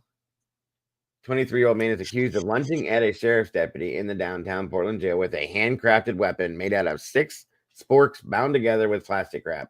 Nathaniel Xavier King Collins is accused of attempted first-degree assault, 2 counts of attempted second-degree assault, and attempted assault of a public safety officer. The alleged assault occurred around 9:20 a.m. Wednesday at the Multnomah County Detention Center as Sheriff's Deputy Eric Reed opened the door to Module 4C. King Collins was caught on video lunging towards Reed and attempting to strike him in the eye with a white object. Multnomah County Deputy District Attorney Alex Hargrove wrote in a probable cause affidavit the deputy was struck in the face, but the improvised weapon missed his eye and grazed his cheek. The prosecutor wrote in the affidavit other deputies responded and placed King Collins in handcuffs. The object he attempted to stab the deputy with was made of 6 plastic sporks bound together with plastic wrap and an instant coffee wrapper. A search of the inmate's cell turned up a second similar weapon, Hargrove wrote in the affidavit. King Collins was arraigned in court on allegations Thursday afternoon. He faces other pending charges of robbery, theft, and criminal trespass, and 4th-degree assault from unrelated cases issued last year. He had pleaded not guilty to those charges. He's due back in court on Friday. I'm trying to imagine what you could make with 6 sporks. Is it like a Freddy Krueger claw? Is that what he said, Bonnie, when he went at him? Fork you? Spork you. Spork you, dude. It's like, These people are nuts. These people are nuts. Did he bound them all together? Like, you know what I mean? I think like so. that? I don't. A Freddy Krueger claw. Six, Yeah, I don't know. I don't know. If police are saying that BK's car is on camera, how did they know that his car if they couldn't read the plate? Well, it's based on the fact that it's the white Elantra. They're believing it's his car, Jacob. There's probably no proof that it's his, though, as I believe. Okay, so there is that. The dumb criminals and idiotic stories of the day. A little lighthearted. And then that being said, it looks like we're going to try to... Oh, yeah. We'll save that one for tomorrow. Tomorrow, guys, I'm going to bring forth to you some of the 10 of the best and or worst prison recipes. Oh, yeah. That's going to be interesting. That's for tomorrow. Let's see if we can get some laughs in here and get out of here for the day. And you can go enjoy your Sundays without having, or your Sunday without having to hear my whiny ass voice. Let me see here. Show.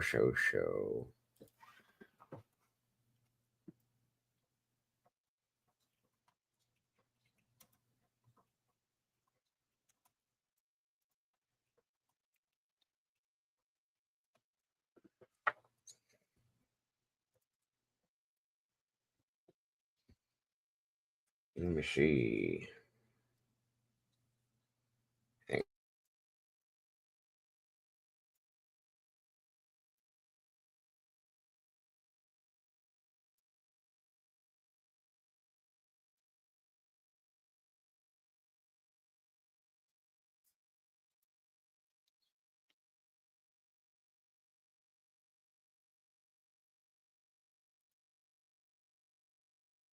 I'm gonna start off with some photos of some amazing Walmart people.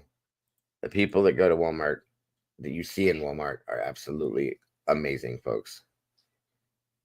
This guy here, how many suspenders does one man need? Oh, goodness. Dude, how heavy are your pants? First of all, like 1, 2, 3, 4. What the hell? I don't even know what that is. That looks like some kind of a torture device or some weird. Welcome, Miss Deb. Thank you so much for joining us. And I appreciate that compliment. And I appreciate that too, Bonnie. Well, thank you both. That's a lot of suspenders, folks. And those pants look the pants look big, though. Maybe that's why.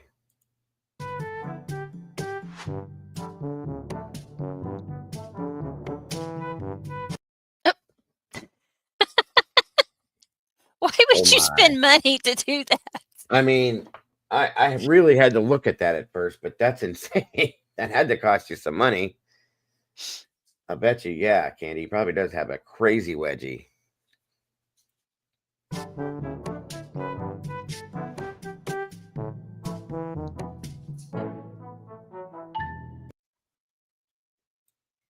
Not at Walmart, but he has a lot of Walmart energy. As a February guy, I only trust someone who can see their things. What the hell? Leave sorrow behind my smile. You have a whole story on your back of your jacket. I can't hardly read it all. Sorry. Yeah.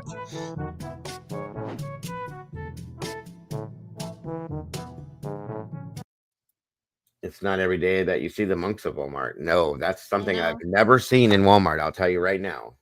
Interesting.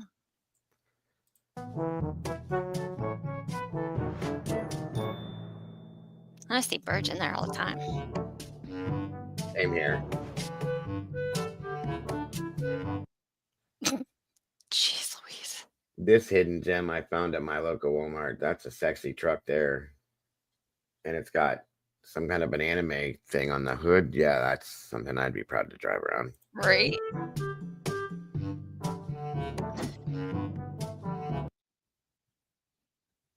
This dude in Galveston today, what are you doing?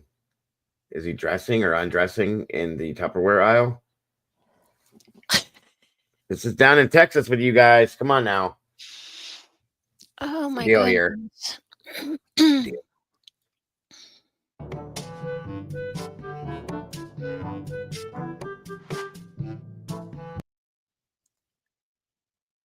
How?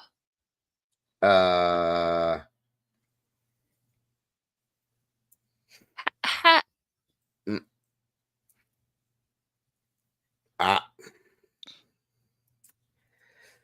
I'm gonna tell you right now, I've been on a lot of accident scenes, okay? I've never seen a car with a kickstand before. How did you do this? Unless he was driving on two wheels and pulled up on there to try to park just right. How do you do this? You'd have to get airborne a little bit, I would think, to be able to do that. Alicia just said that happened at her Walmart too. What? The car thing? The same thing? How? I mean, he's going back to bed. Went right over the pole. Yeah, this is too much. I'm going back to bed. That's great. I mean, how do you do that, I mean, though? I guess. Not paying attention. How do you drive up on it, though, is what I'm saying, to get the If car. your tire hit it just right, it would maybe. I don't know. Okay. It is. This is. Yep, she said this must be Texas. It could be. Makes sense. We've seen Tomboy drive, so it makes sense. That's all I'm saying. I don't know if it was already kind of leaning and your tire caught it, and I don't know. I guess, but it doesn't. Speed. Oh, yeah. You had to have been speeding and then maybe drove the wheel up the pole. And it, yeah, that would make some sense. But damn. Milkman. Oh, no. I don't know that I would want that on my car. Right. There'd be too many other. Nah, I'm good. It says, hey, look, it's all of our dads. Nice.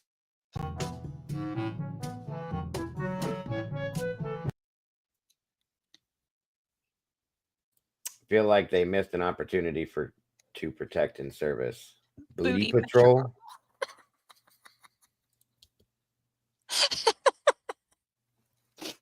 Willie, I found your patrol car. I found Mikey. I found your patrol car.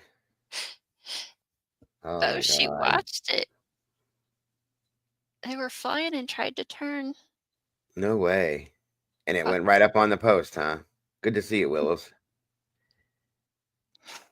And just now tuning and watching from the start. Oh, yes, it is very sad. Very sad. That's why we're watching these things here, to try to break our minds from such horrible stuff. Wonderful to have you here, Willows.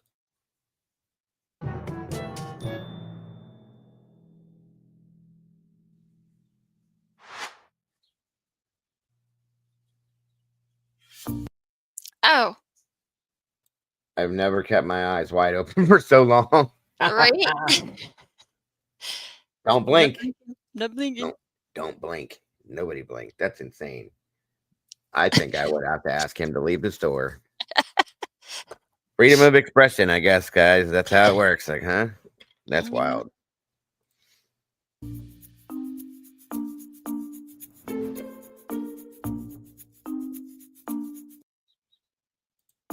Kangaroo. Ontario. My brother spotted a kangaroo in Ontario. Okay. That's a Joey. The baby kangaroo. Interesting. Horse in a drive-through. Oh boy. That would definitely catch my attention. Yeah. So a staring contest is out of the question. Yeah, probably.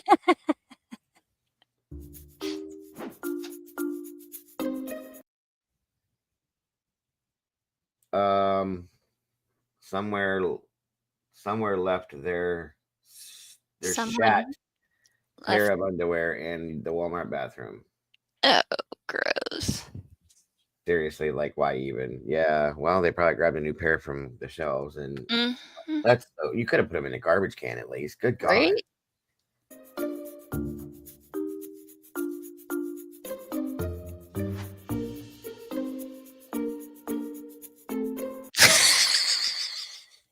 Someone thought antibiotic free meant that it belongs in the.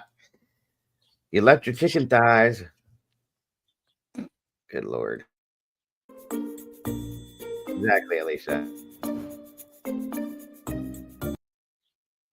My son works at Wally World, and someone drove this to his stores yesterday. I mean, listen. I have one of these too, and they're better on gas than some cars are. And depending on how far they live, maybe. I don't know. I'd probably do it. I drove mine to the gas station down the road when I lived in the city once, which was 2 blocks, but still. Thighs near the depends. It's not on a pole. That's a good point, James. Good point. It's not on a pole. These things move. They can get moving if you kick them into high gear. So it is what it is.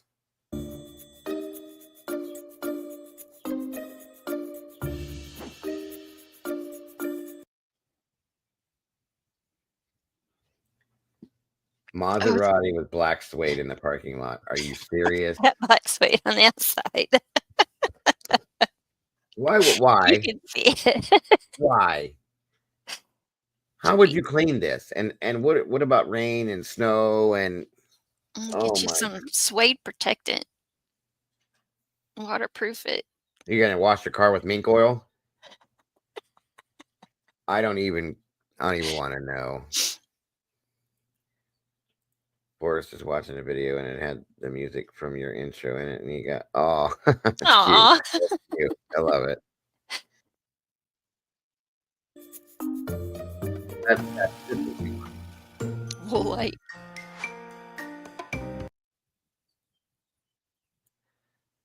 Dutch people love Walmart too.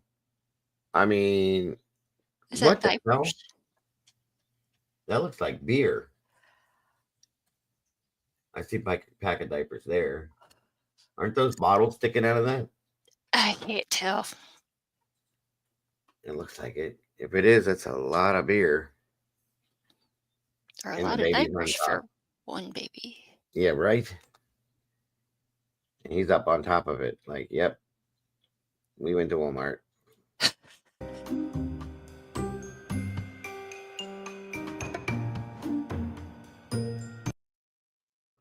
Christmas sweater of Santa doing coke from Walmart.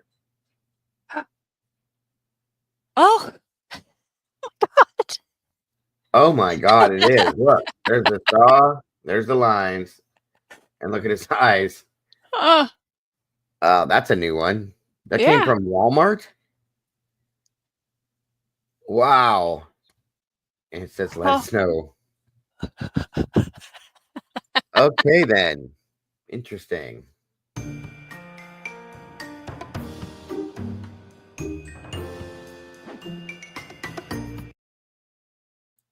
If you can see my feet, we are not far enough apart. With your box of Cookie Crisp. He had he had the straw in his hand too.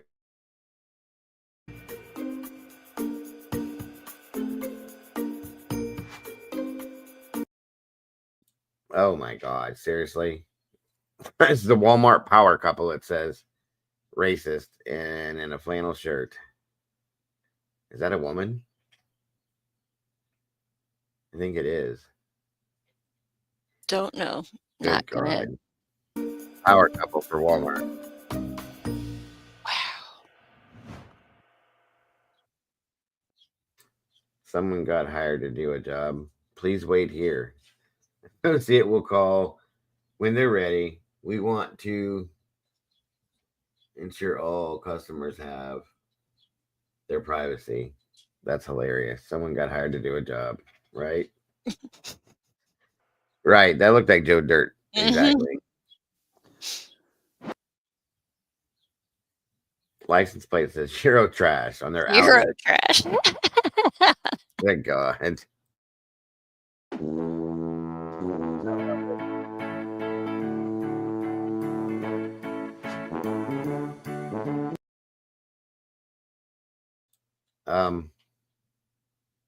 It looks like whoever this peed everywhere but in the toilet. How you gonna miss the whole bowl, right? All the way around it. That looks more like a shadow there. Still, you completely missed the toilet. What were you aiming for? Look at this. It's over here. Well, this must have been somebody that either couldn't see or was drunk or whatever.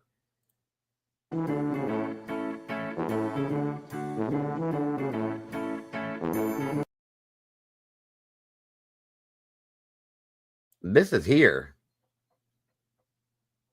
We have a car just like this here where I live at that has all these sayings on top of the car. He used to have a truck, and he blocked all these things and put all these biblical sayings on his vehicle. Same car here too.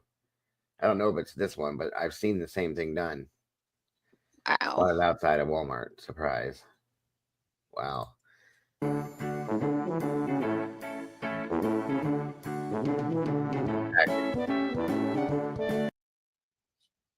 Finding the doctor in the medicine aisle. I don't understand what this means. Oh, doctor. That's an empty bottle of that Dr. McGillicuddy's alcohol. Oh. Right there. Somebody grabbed it and drank it through the store.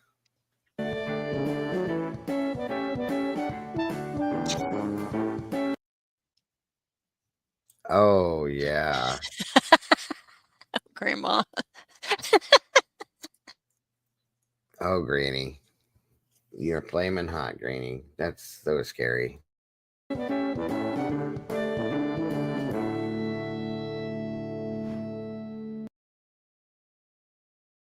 Oh my God. iTap of love in a Walmart. Somebody for everybody. It's all matters.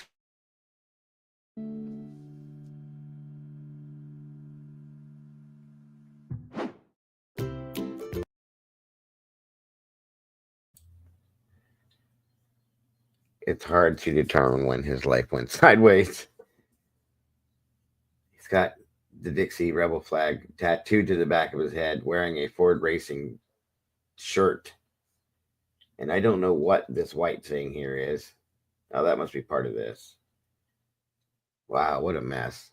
And he's in one of those carts, mind you. Or no, he's pushing a cart. Okay, I thought he was in one of those mobile carts too. Hello, Carito. Welcome. You're okay. I mean, you can swear. We're all adults here. We're all adults. You can swear. Don't worry about it. Fill your custom Christmas ornaments with this. Oh, yeah. We see that happen all the time. Beautiful holiday decor. It happens. Find a garbage can, folks.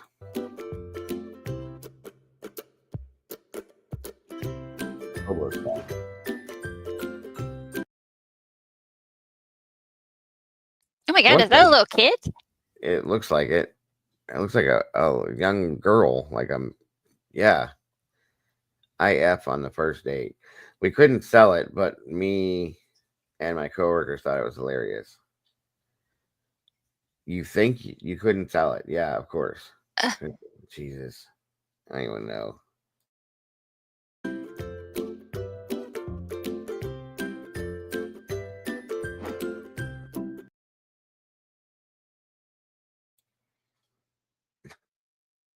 There's a chicken bone laying on a shelf. Once again, somebody eating Ew. it. That's disgusting. On the garbage.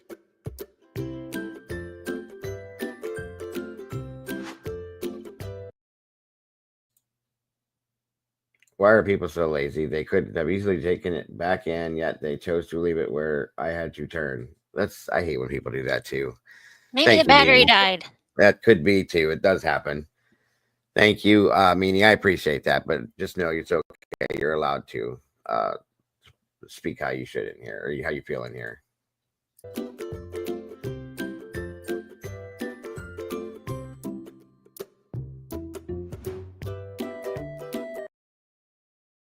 Ew.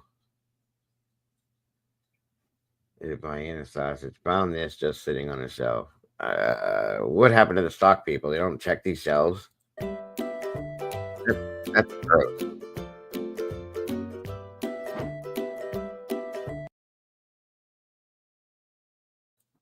What in the hell is that? Like one giant dreadlock? That's what that looks like. Just one big, massive dreadlock. It looks like a giant turd. Something's wrong with that picture. Can you actually even do that?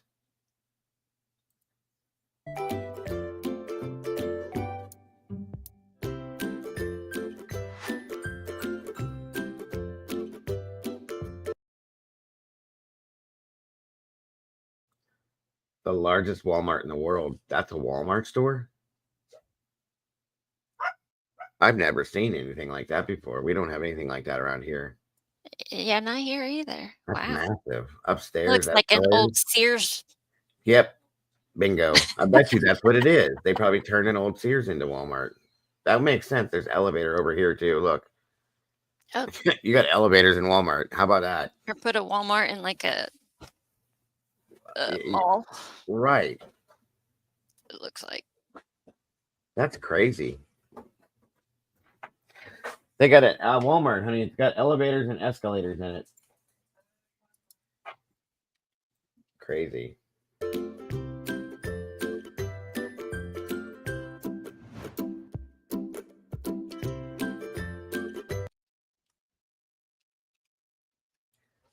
Spotted this gem. Oklahoma. What does it say back there? Just the tip. Oh, Jesus. Okay. Oh.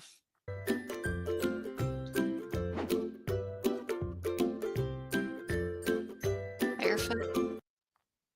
Is he barefoot? Mm-hmm. Wow.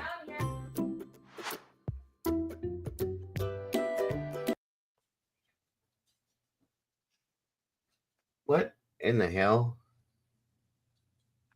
was 129 now? No, it's 9.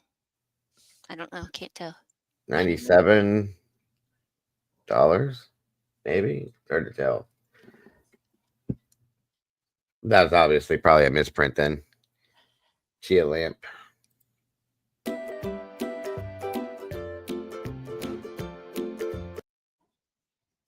I had a sweet tooth, but apparently Walmart wanted me to have breakfast. You know, yeah, all the time. You always see that. Food where it's not supposed to be, for sure.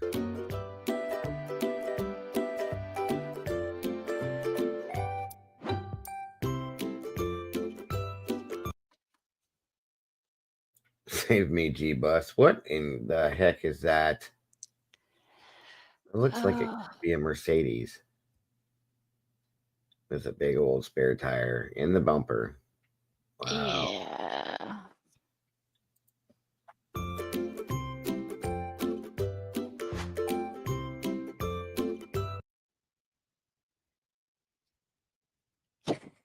A frozen dinner and half-eaten banana peel in the baking section of, like, behind the garbage can, folks.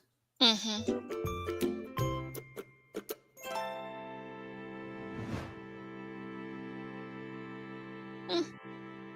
I'd like to wear that shirt every now and again. Just saying.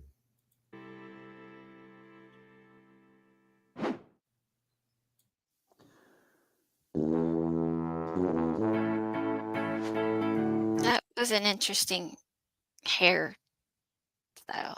Something. What is up with her hair? Did she paint it on? I Somebody don't help know. me. Please help me with this. What is this? It looks like some form of a mullet where it's like plastered to her head. It's like got this straight cut over Yeah. the ear. Oh, I don't know. Oh, I'm sorry, hon. I hope you have a better day.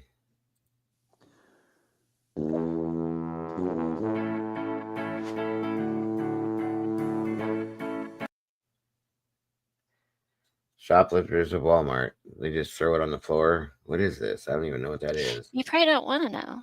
I don't think I do. You're right. Thank you for I mean, correcting me. it's a bathroom. I wouldn't All go right, exploring. Something in the toilet and something on the floor. So, yep, you're right. I don't want to know.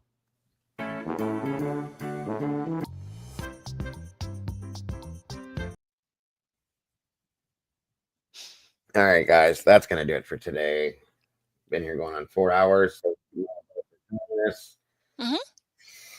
I hope you guys have a great rest of your Sunday. I might be in here tonight later on if I am to make up for not doing these weird, creepy, unexplained, and scary Saturday nights. If we do, it's going to be on Swamp Monsters. It'll be late here tonight if we do it. We had such a long show yesterday, I couldn't bring myself in here to do it because I fell asleep almost immediately. So I will be no promises because I don't like to do that. Is that, yeah, that is a picture of me, you guys. See? You see it right here? Hmm? That's me. Oh, I was like, what? Yeah, you like that? Definitely me. Oh, what the hell? Oh, forget it. It's not even worth trying. Anyway. No, might as well jump it into the voice thing for a few after this. And then just a few. And then out to the yard I go. But I may make it in here tonight to do this tonight. So if we do cover it, we're going to be looking into swamp monsters and such things such as. So thank you guys so much for joining us today. I hope you have a great rest of your Sunday. Again, Mama Bear, it's great to have you back today. Thank you for joining us. Yep. Please, guys, make sure to hit the like button on Mama Bear's side before you take off. Blue Crew, thank you so much for being here. Couldn't do it without you. Appreciate you very much. And everybody else in chat, God bless, guys. I appreciate you. Miss Noel, thank you so much for your donations today. That was absolutely amazing. God bless. So generous. And thank you so much. Everybody else, don't forget to love yourselves, love each other. Don't change a thing. You guys are the beautiful people. We love and appreciate you so very much. And we will see you guys very soon. Bye-bye. Bye, guys. I will see you later. Noel, thank you so much, hon. It's much appreciated. And I will see you guys soon. Life's a journey. Let's make every moment shine. Together we share our hearts so intertwined. Each time you tune in, we're dancing in sync. With every story told, just let your soul think. A little laughter, some love, we're flying high. As we wrap up this episode, it's not goodbye. News on the airwaves, spreading joy and cheer.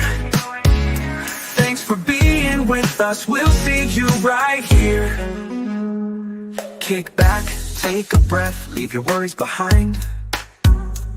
This podcast is magic, a treasure you'll find. With every moment shared, we light up the way. Join us next time for more laughs and play. A little laughter, some love, we're flying high. As we wrap up this episode, it's not goodbye. News on the airwaves, spreading joy and cheer. Thanks for being with us, we'll see you right here. Kick back, take a breath, leave your worries behind. This podcast is magic, a treasure you'll find. With every moment shared, we light up the way. Join us next time for more laughs and play. So hit that subscribe, keep the vibe alive. We're riding this wave and it's set to thrive. With smiles all around, let's seize the day. In this podcast family, worries drift away. A little laughter, some love, we're flying high. As we wrap up this episode, it's not goodbye. News on the airwaves, spreading joy and cheer. Thanks for being with us, we'll see you right here. So gather round friends, it's time to reflect. In this joyful moment, what's next to connect? Let's cherish the laughter, the joy that we spread. Together we'll thrive until our hearts are fed. See you next time with stories anew. Can't wait to share more with all of you.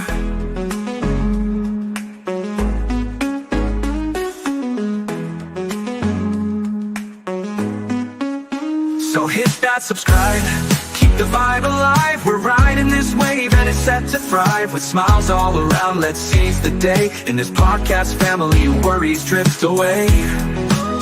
So hit that subscribe, keep the vibe alive. We're riding this wave and it's set to thrive. With smiles all around, let's seize the day. In this podcast family, worries drift away. So gather round friends, it's time to reflect. In this joyful moment, what's next to connect? Let's cherish the laughter, the joy that we spread.